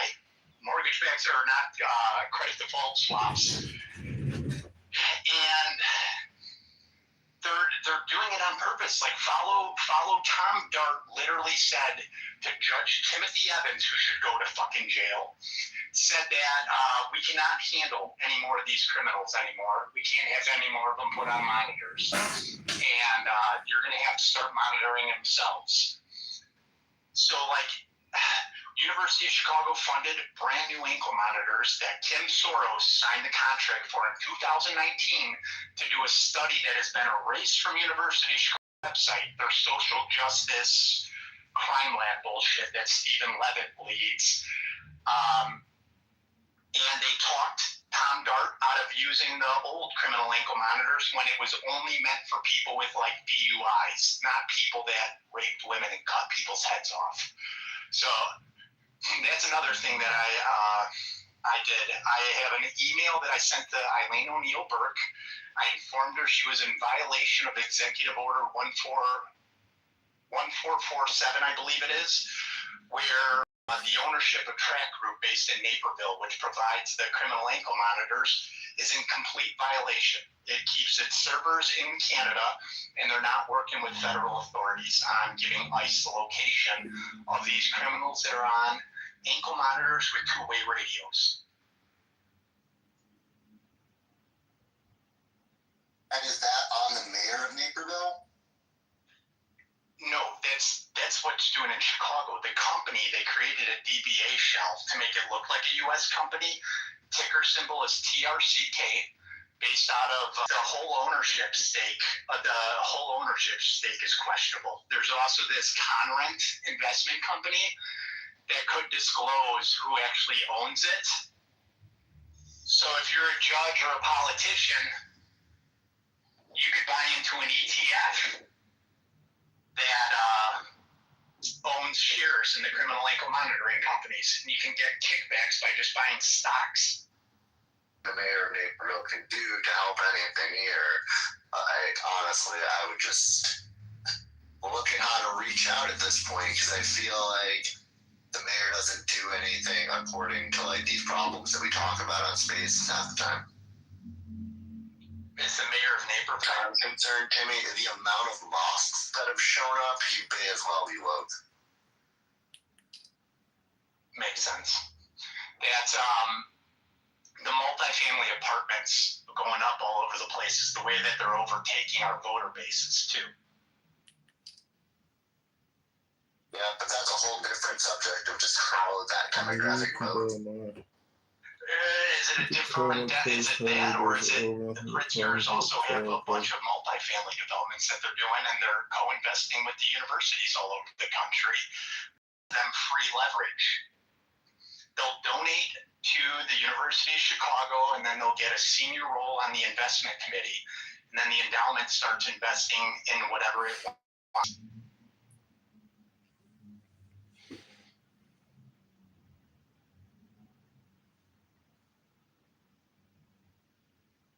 At the end of the day, I was trying to reach out, like, just recently to my politicians, because I feel like my community is my most important thing to me, and I don't think they do anything in comparison to what they used to when I was younger. And it feels every time they have these little events in my town, it's all just completely locked up and everything, and it's very weird. I don't know how to make it better, though. It's communist. We need them out. They're doing it on purpose. They don't want people with critical thinking in attendance at anything. I mean, just think about the way the Democrat National Convention went in Chicago. They made it so hard to get in there. No one even knew where to go or anything like that at all. They wanted only a curated audience. Or look at the Chicago Teachers Union. Have you ever seen Stacey Davis Gates do a real interview?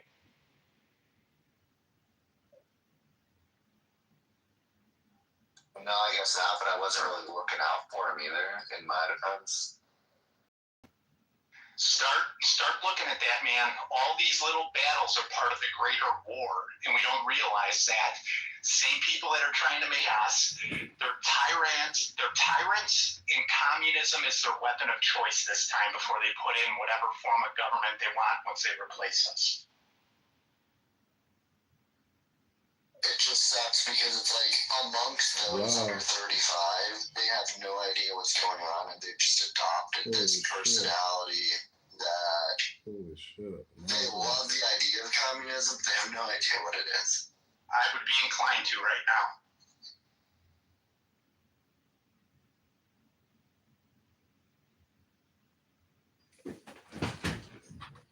Yeah, it would be really good to hear his voice more and to be able to reach more people. And Timmy, with you saying that, and that goes way beyond anything I could do. I just saw his face.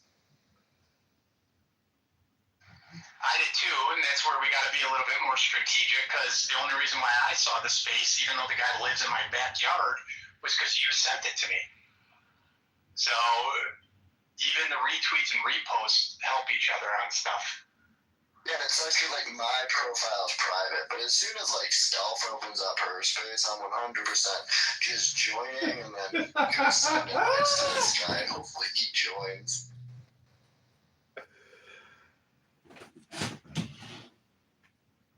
I think having him also in touch with like Carolina would be beneficial. She's a little tough to deal with. That might be a little harder, because I never know what story she's working on and stuff like that. They're all great, but you also have to be aligned with whatever they're reporting on to get anywhere with them. So everybody, it's about like getting his voice out there more, because that's the most important thing. Everybody here has a blue check mark. I've been adding, premium to a lot of my X accounts, and then I'm going to cycle through all of them. So at least everyone has premium for 30 days, get that boost, and then just move on to another one, because it does seem to have a shelf life after you bring an account premium. But just canceling the subscription is a good way to do it. I've got about 60 cell phones here in my office, and right now we have about 15 of them pointed to one cell phone. And that one cell phone uses Anonymous on Clubhouse, which is a feature where you can go into any room anonymously and they can't kick you. So I use that functionality and that premium feature at $5 a month to capture some of the most horribly obnoxious, low IQ, sociopathic, psychopathic conversations with regards to everything under the sun that you could call political.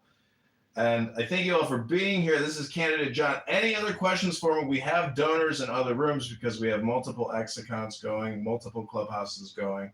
Any other questions for me? We're going to do a hard out at 4 o'clock. Can you share those videos with us where we can post them on Instagram and stuff too?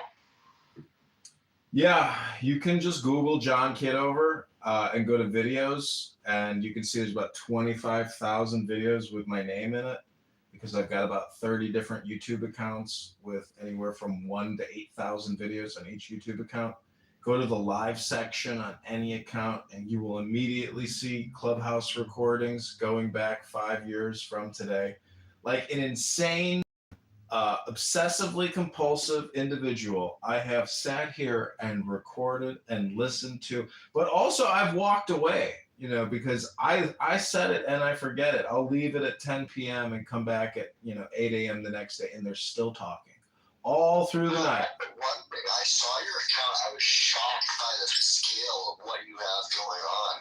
Like, just the massive amount of accounts and what you've put together is so interesting to look at. It is, because it's totally random. You can't really categorize it. All the playlists are just candidate Congressman John Kitover, but really it's real clown house conversations with people completely just openly talking about everything under the sun with no restrictions on what they're saying or how they're feeling.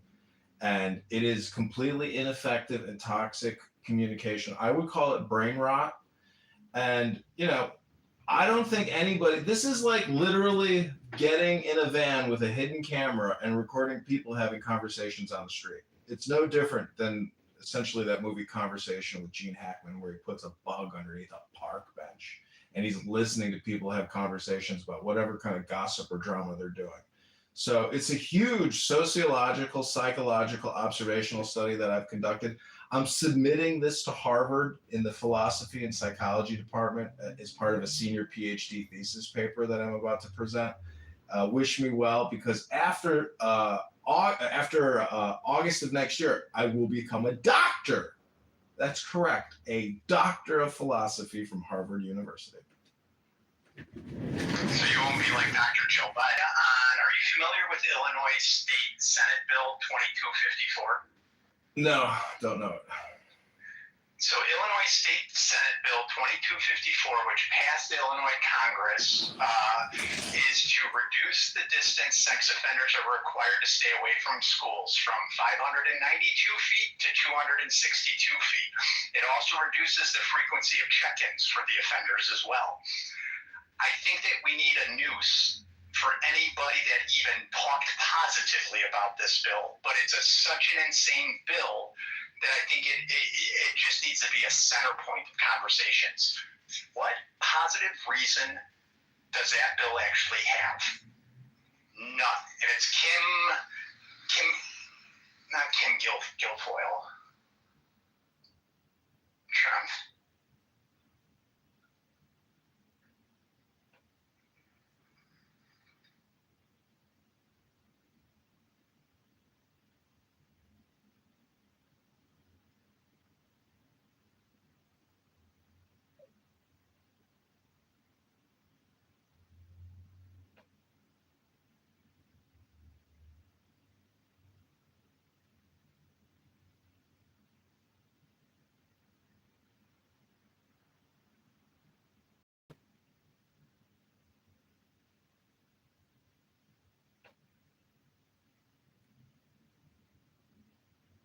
I just posted the bill in the pill also if anyone wants to see it.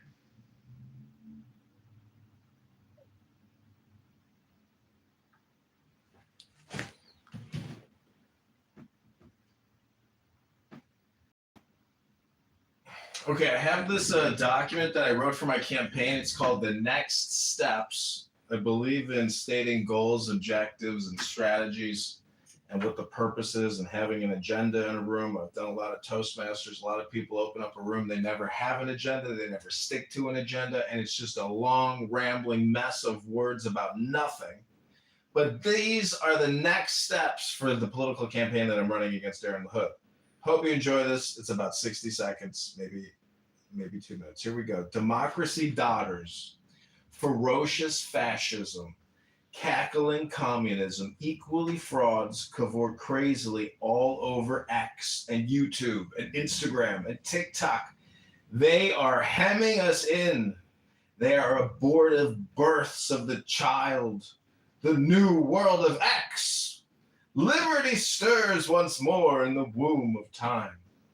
Evolution makes its changes by anti-socialistic ways.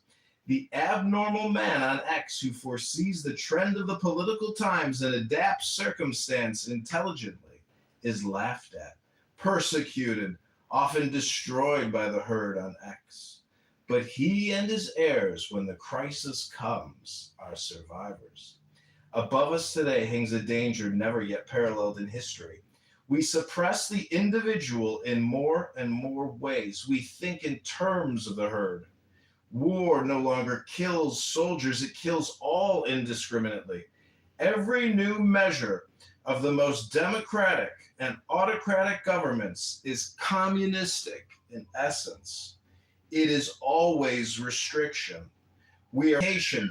The censorship on X, on YouTube, on Instagram, on television, they won't trust us to cross the roads at will. Fascism is like communism and dishonest into the bargain. The dictators suppress all art, literature, theater, music, news that does not meet the requirements. Yet the world only moves by the light. Congressman John Kitover is the only way to preserve liberty individually and to assure the future of the race. In the words of the famous paradox of the Comte de Phoenix, the absolute rule of the state shall be a function of the absolute liberty of each individual will. All men and women in the 16th District of Illinois are invited to cooperate with candidate Congressman John Kitover in this great work. Thank you for listening to that speech. Go to johnforcongress.com.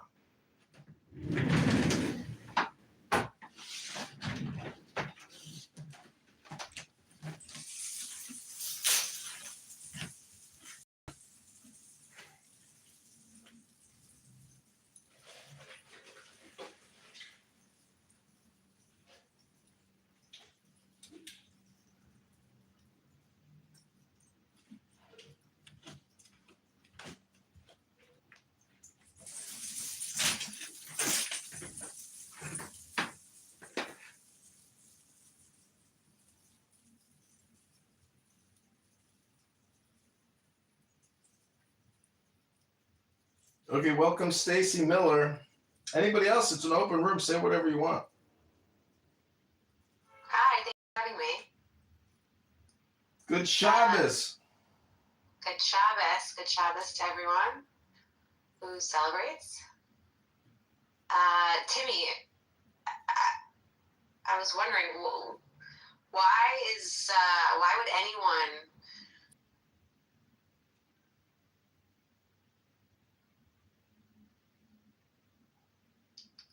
Is Timmy speaking? I can't hear. He's reconnecting, it looks like. Got it. Hey, John. Hey, what's up? How are you doing? A little under the weather, but okay. How are you? I'm okay. Just, the crazy stuff on this app as usual. Yeah, it's been crazy the last 24 hours, right?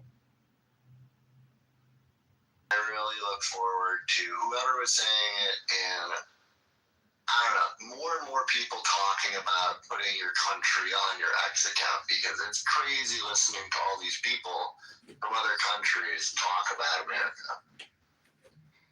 I totally agree, and Instagram does it. I mean, it's not like listed on the profile, but if you go to someone's profile and there's like an about this account option, and it will show where the account is based.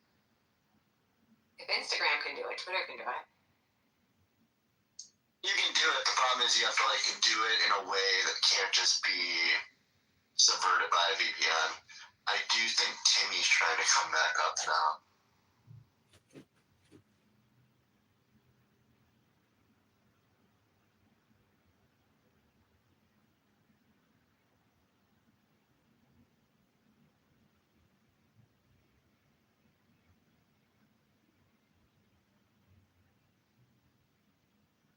So, Stacy, you were saying that Timmy was proposing defunding, as you put it, child predators from making access with a school. What was your point, Stacy? No. Timmy was saying that this woman, what is her name? Kimberly Lightford, a Illinois senator. I don't know, is that state senator? She is introducing a bill. Sex offender can be from a school. Why would anyone do that? You can't have Sharia law unless you have pedophile-friendly laws, and that's why the Islamic Muslim Brotherhood, in my opinion, has taken the LGBTQ churches hostage. So all these local LGBTQ churches, they all have brand new construction going on.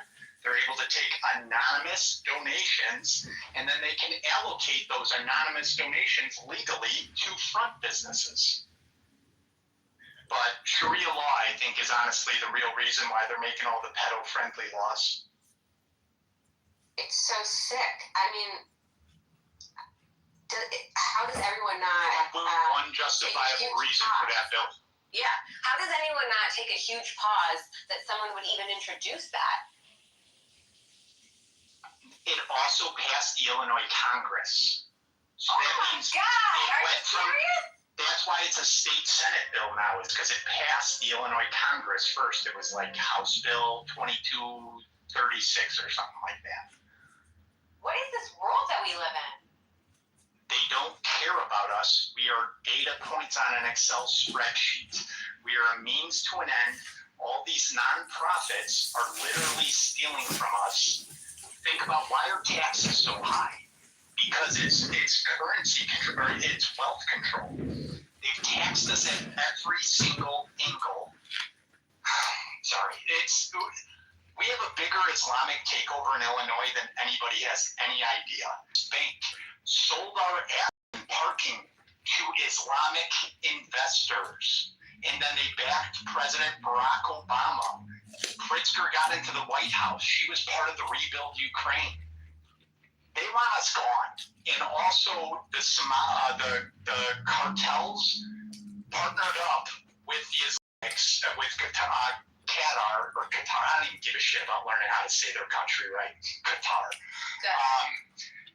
El Chapo's son explained how they partnered up with the Islamic Brotherhood and Qatar to smuggle drugs and all these males of military fighting age.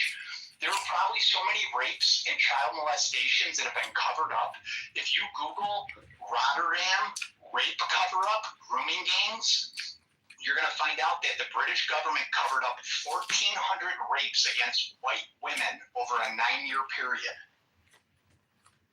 All of them? That's not so much a secret anymore. That's been discussed in England. Tommy Robinson talks about it all the time. But you're seeking it out is what I'm getting at. You have critical thinking. I'm saying like... It's not on the nightly news, that's for sure. Well, I'll tell you this. I saw it everywhere, and I was outraged by it, and this was months ago. And I have a dear friend who, she's from England, and her whole family lives in England, and she goes to visit England 3 times a year. And a few months ago over the summer, when she came back from England, I was like, well, what's going on with this Pakistani rape gang? Isn't it so crazy? And she had no idea what I was talking about. 100%. You're 100%. I was having a conversation with my neighbor, even, who's from London, and she had no clue about the Keir Starmer trying to sell them back under control. They have no clue about all the stuff that's going on in Ireland right now, too, where they have the Palestinian invasion, and these Muslims are trying to convince them that Ireland is not a Catholic country, that it was settled. St. Patrick's isn't from Ireland. He actually traveled there. Ireland is a constitutionally Catholic country, and the kids are getting brainwashed into it. But in England also, my ex is from a town called Harrow. A 60-year-old man was raped 4 months ago or 3 months ago walking outside of a church by a Somalian immigrant for illegal. Oh my God. That's disgusting. I don't know what's going on. This is crazy. These people aren't from where we're from, and we can't think that other people think like us. That's the problem. And we have a lot of bad actors. And the other thing is, think about how much people will ruin a person's life now and not even give it a second thought. Like they cut bait because they're a part of a cult. And that's what it is a cult. Throw on top of that mental health medications, the SSRIs. I don't know if any of you saw any of the kids looking like dope fiends during the Adderall, Vyvanse shortages. How were there pharmaceutical shortages? How were there laws that were always so friendly to pharmaceutical companies that just conveniently created shortages so that you had fiends? I know. I don't understand that. Why did they create the shortages? If you've ever gone off a withdrawal, it's pretty gnarly. And then you start thinking, I am ADD. I am this. I am that. They're playing with people's brains, and there is no science behind these medications that they're on. So that's part of why I think that we're not getting any headway with that. If you guys want to follow my Instagram that I posted in there, I'm calling people out. I'm going, hey, you're a nurse. Why do you mix SSRIs? I have an X account going. It's the most successful X room I've ever created. 16. To even wrap your brain around all of it. And it's hard to talk about it sometimes because people then just kind of call you racist because they don't know anything about any of this stuff. Right. Well, just tell them you're the racist. I live in. So I just wanted to know. So okay, and so you're running for congressman in the. I don't know what Illinois has. Is it assembly or are you running for U.S. Congress? U.S. Congress in the 16th district against Aaron LaHood, Republican. Okay, I'm in New York, but I grew up in Illinois, so when I was there, the original mayor Daley was the mayor when I left. That was a while back. It was a different town.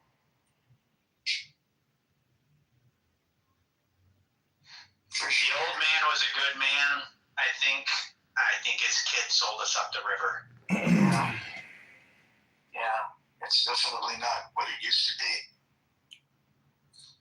But nothing is. What's going on in Chicago right now? Venezuelans with machetes, terrorists delivering Uber Eats with ski masks, a bunch of white people walking around with autistic headphones pretending that the danger's not around them. There's so much crime and violence that they're playing games with all the numbers too. They're trying not to have incident numbers. They're not trying to have event numbers. They're skirting it. It's like we're in Detroit. I've had to call 911 a couple of times on like women getting assaulted, and I like broke it up or other things. Cops don't come, and I've sat and waited 45 minutes before. I think Detroit's cleaned up a little bit better now than Chicago. Yes, but what I'm referencing is there was like some sort of a record where it was like 68 minutes was the typical 911 response time in Detroit because it was so bad. Oh, I see. Yeah. But it's just is Trump sending in the National Guard? What's going on with that? I have no clue about it. I don't think any of us are gonna. I'm hoping he does. We need it because we literally have. We call them the YNs here. You can Google what YN is. I've got no qualms saying it, but I don't want to turn any of you off. They were out with like automatic guns outside of the police station, like peacocking in front of the police station, clacking guns standing on the top of their cars. And I mean, they glorified and call them switches at this point, right? Yeah, and even like what's a YN? Google it. Okay.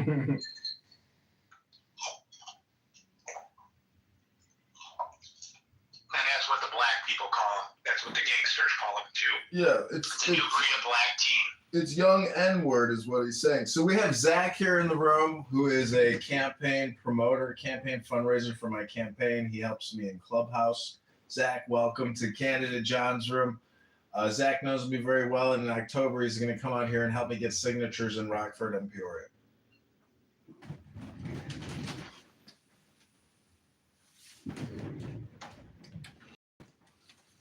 Good luck to you, John.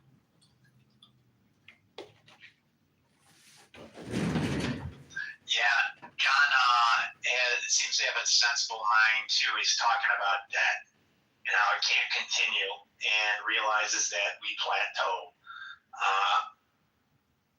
I'd love could we ask Carrie, the anti-imperialist, to just kind of share with us any areas that we might be wrong? An Irish girl.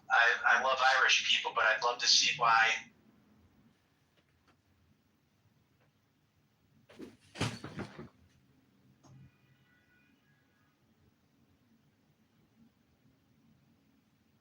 Yeah, Carrie, come up. Tell us why you like communism. No judgment either. We've got to learn. No one's ever actually like taken the time to tell us. We just hear you're a racist, you're a fascist, or other things like that. But I personally.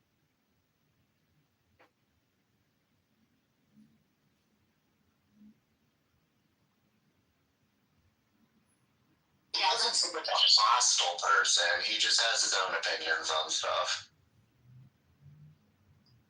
Do you know him or her? I know roughly the same as you guys. He's rarely come up to speak. There's a lot of accusations about him, but it's on him to describe himself.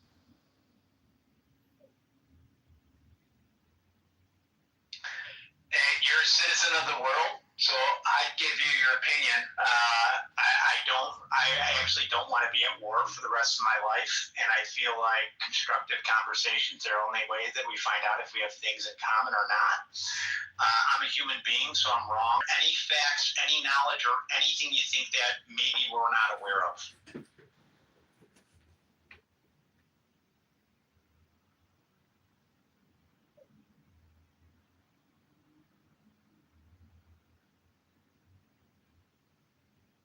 You got a request to speak, Carrie, if you're going to speak.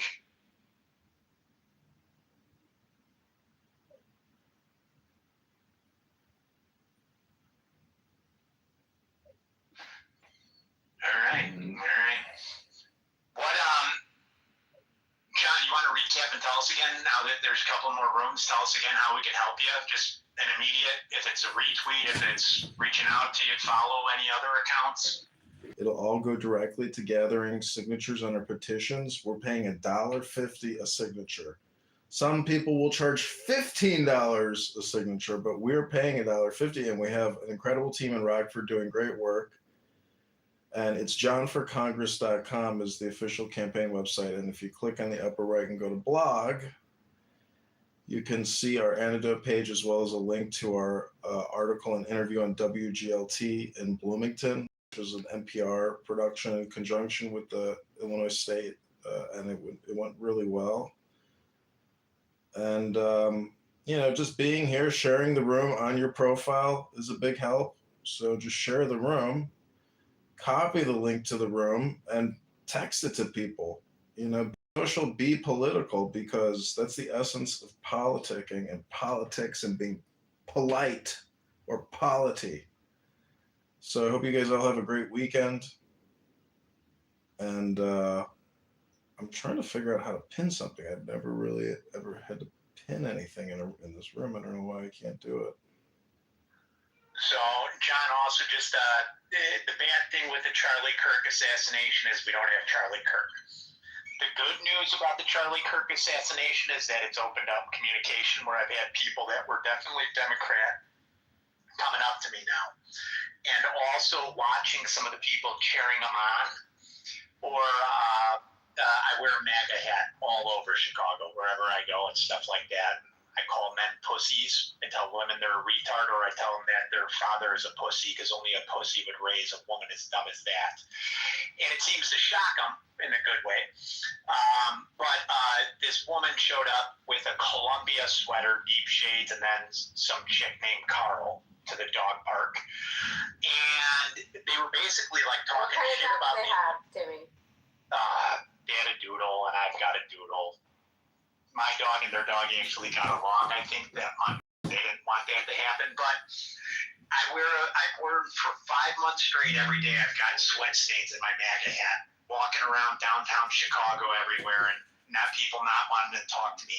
People are now talking to me at the dog park that wouldn't talk to me before, and they're making themselves look bad too because they're like, nobody deserves to die for free speech. So right now, this next week, remember, people have ADD. Take advantage of the news cycle right now and bridge a conversation around Charlie Kirk or other people. People are a little bit more open to it right now. They might not be open to it again a week from now. So just take advantage of now and speak your mind. Do not apologize. As soon as you apologize or you explain your view, if it's something critical, you lost. When someone looks at me for something, I say, get the fuck out of my city. And then I walk off.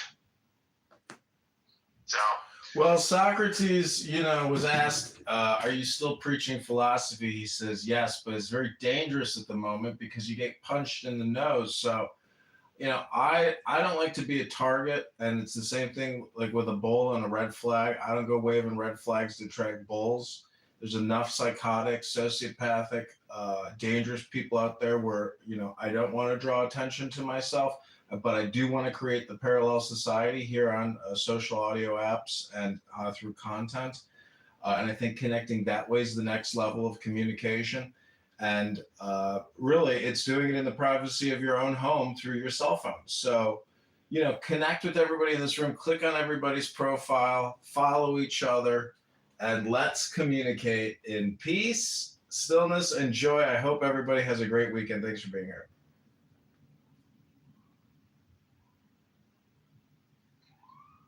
thanks, John. Look forward to following. Yeah, Timmy, you're right though. It's been crazy to see this response to the assassination. Did you see the Mark Ruffalo interview with Rainn Wilson? Oh my God, talk about a map. Rainn Wilson is a pedophile to the T. And then the Mark Ruffalo, like, oh yeah, the first thing I thought about. Right, Mark Ruffalo. He was like, oh yeah, you're right, that's bad, yeah. It was so ridiculous. We're going to see so much of that right now, where people are going to start trying to come back to the center or other things like that. And we got to welcome them back, but we also have to hold them accountable and see if they're just trying to run for cover. And if you want to look at my Instagram, you can even see, like, girl I know since I was 12. I go, hey, why'd you fuck up my relationship with your husband? Is it because I accused you of giving your child a vaccine injury or your dad's COVID death being because of your healthcare industry? And just the other people too, they just want to pretend like nothing happened. I don't know. I don't think I've spoken to that many healthcare employees about it.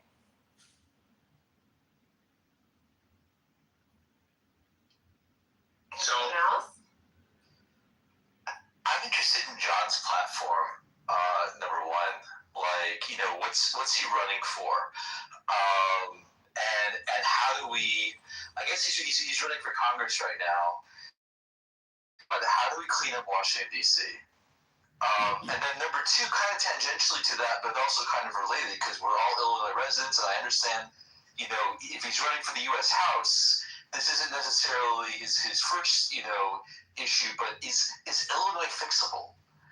Like we've got all this pension debt. We have a screwed up, Illinois political system between, the mayor of Chicago and the governor. How do we fix it? What's your plan? Okay, so let me address the first part of the issue, which is Congress and the Senate. And just in the same way that police officers have body cams, we need more Congress people with body cams exposing the corruption in Washington, D.C. And that's exactly what I'm going to give you. It's exactly what I've been doing. I'm well set up to do it. I'm going to align with Thomas Massey, and we will hopefully form some type of new independent liberty caucus. But really, 30 minutes ago, that all future legislators or Congress people or senators are essentially debt negotiators. So I do think all of our situations can be resolved peacefully with the banks, with the lenders, and hopefully if we get into Congress, we can lower our personal and public debts. And my campaign mantra is, repeat it after me, everybody: stop borrowing, stop spending. I got too excited, sorry, John. I mean, the thing is that we have fiat currency, so the federal government doesn't have to default, right? I mean, obviously we have to stop spending. I agree with you.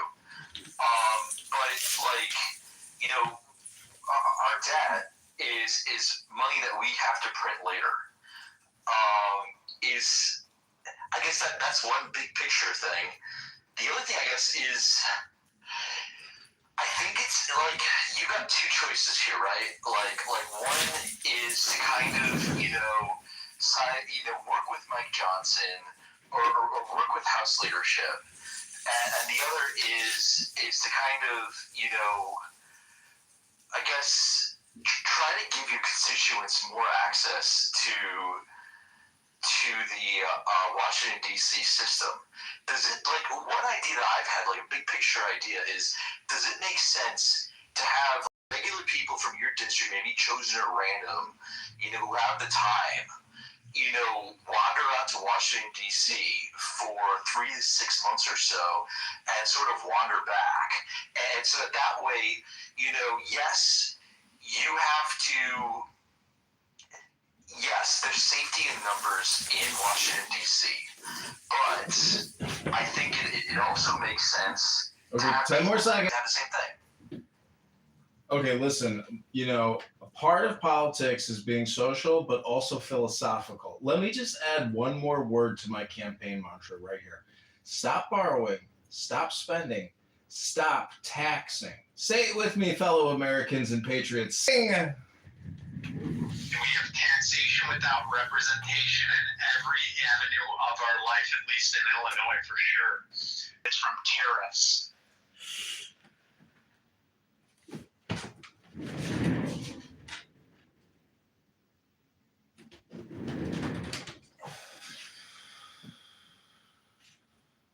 The people here will always look for any reason to blame Trump, though, unfortunately. Can you guys hear me? Yeah. Oh, that's amazing.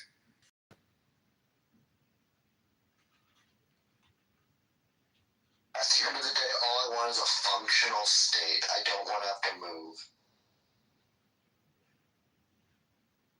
Start shaming every parent that can't name 3 school board members. Sorry, Stacy. Oh no, you go, Timmy. No, I'm done. I just said shame every parent that can't name 3 school board members, because they can surely name everything on sale at Costco. Oh, that is a good point. My question was, is it all of Illinois? Or most of Illinois? I don't know much about Illinois. Illinois is an interesting one because we have the machine and we have the state, but we have 2 states kind of, because Chicago's so corrupt it depletes a ton of the resources from the rest of the state, which majority I think are actually Republican, and even in the city, A lot of cops and firemen and other city workers are de facto Democrats because we have to register to vote in the primaries, and you're not going to move up the chain politically if you're not a Democrat. I thought my dad was a Democrat until I turned like 35, and then had a real man conversation with him. He's like, no, I've been a Republican since the fucking day I was born. It's they've got us fighting a bunch of different battles where we're trying to, the city people look down on the farmers or the hillbillies, as they think, kind of in the city. The western suburb people think that they've geographically protected themselves from the dangers of the city, and they just take the train in for work. We had Tank Johnson years ago, a Chicago Bears defensive end that had troubles, and they found like tons of guns and dogs and other things in this, rich community called Lake Forest. And my dad was so excited. He's like, finally, those fuckers get something in their neighborhood. We have the people that are pulling the purse strings live far away in the suburbs, and they control the influence through the institutions in Chicago, the schools, the endowments, the museums, all the charities, donations. So they don't have to live in Chicago, but they can control Chicago politics through donations. That's terrible.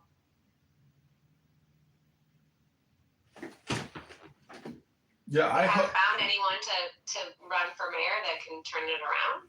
Listen, back to your original question about deploying the Army National Guard and reserve soldiers in Chicago. I think Trump has to do it as soon as humanly possible, and do a show of force to Mayor Brandon Johnson in Pritzker and escort Brandon Johnson up to his along with Tony Preckwinkle. These people make our lives miserable. They solve nothing, and all they do is throw stones all day, every day. They're a bunch of charlatans, frauds, criminals, scammers, and fraud artists. That's exactly what they are.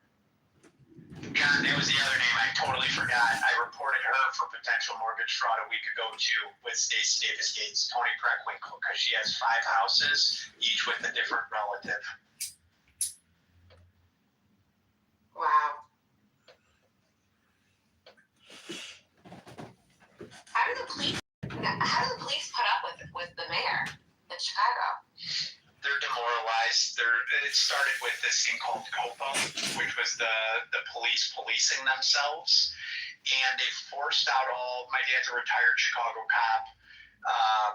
They forced out all the non-yes men, basically. And right now, I really think that they want to bankrupt the pension fund and bring in the Muslim Brotherhood to replace them, just like they're doing in New York right now.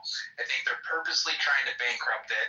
A lot of the cops, good cops, were also forced off if they didn't get the vaccine, or some of them saw.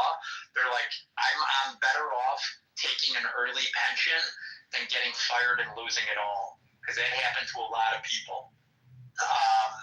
People are just scared right now, honestly. The cops are being lambs sent out to the slaughter.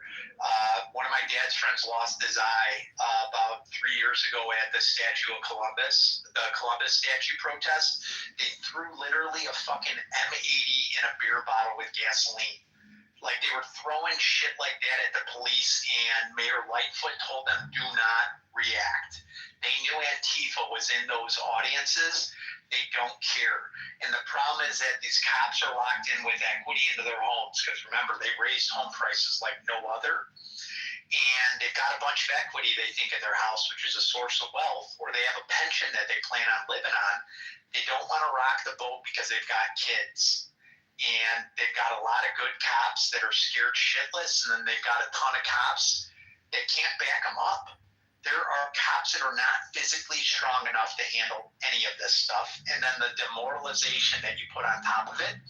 Why am I going to arrest a kid that I'm going to see back out in the street in 2 hours and might be able to blow my brains out?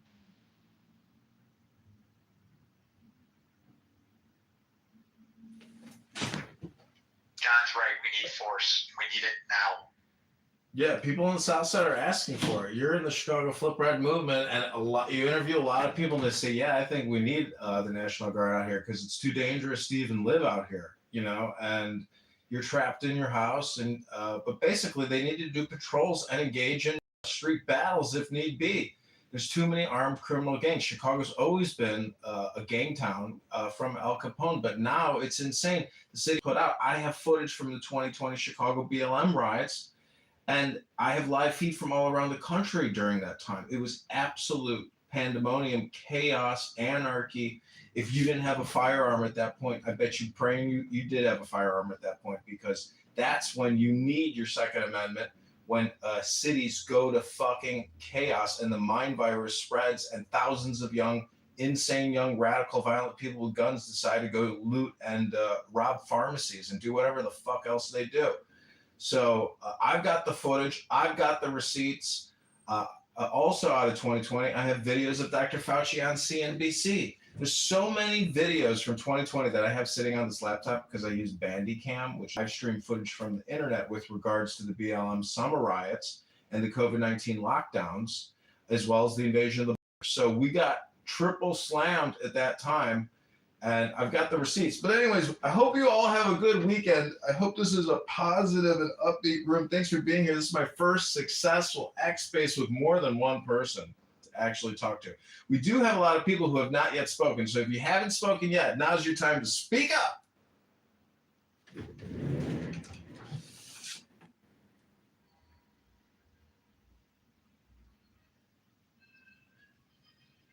I saw Elmi had his hand up, but I'll just say it. I moved to a city like Chicago in 2019, and I had to live there for 2 years. What went on in that city was insane. Because prior to that, I was just in the DuPage suburbs. I was just a regular, suburb kid.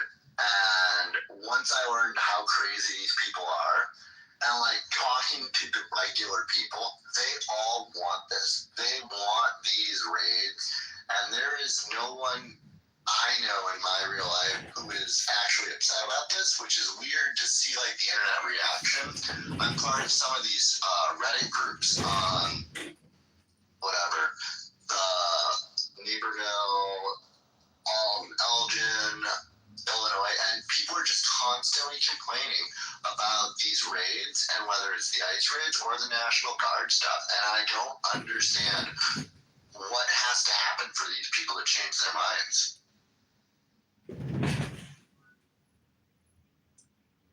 They need to feel pain, unfortunately. Even if they do feel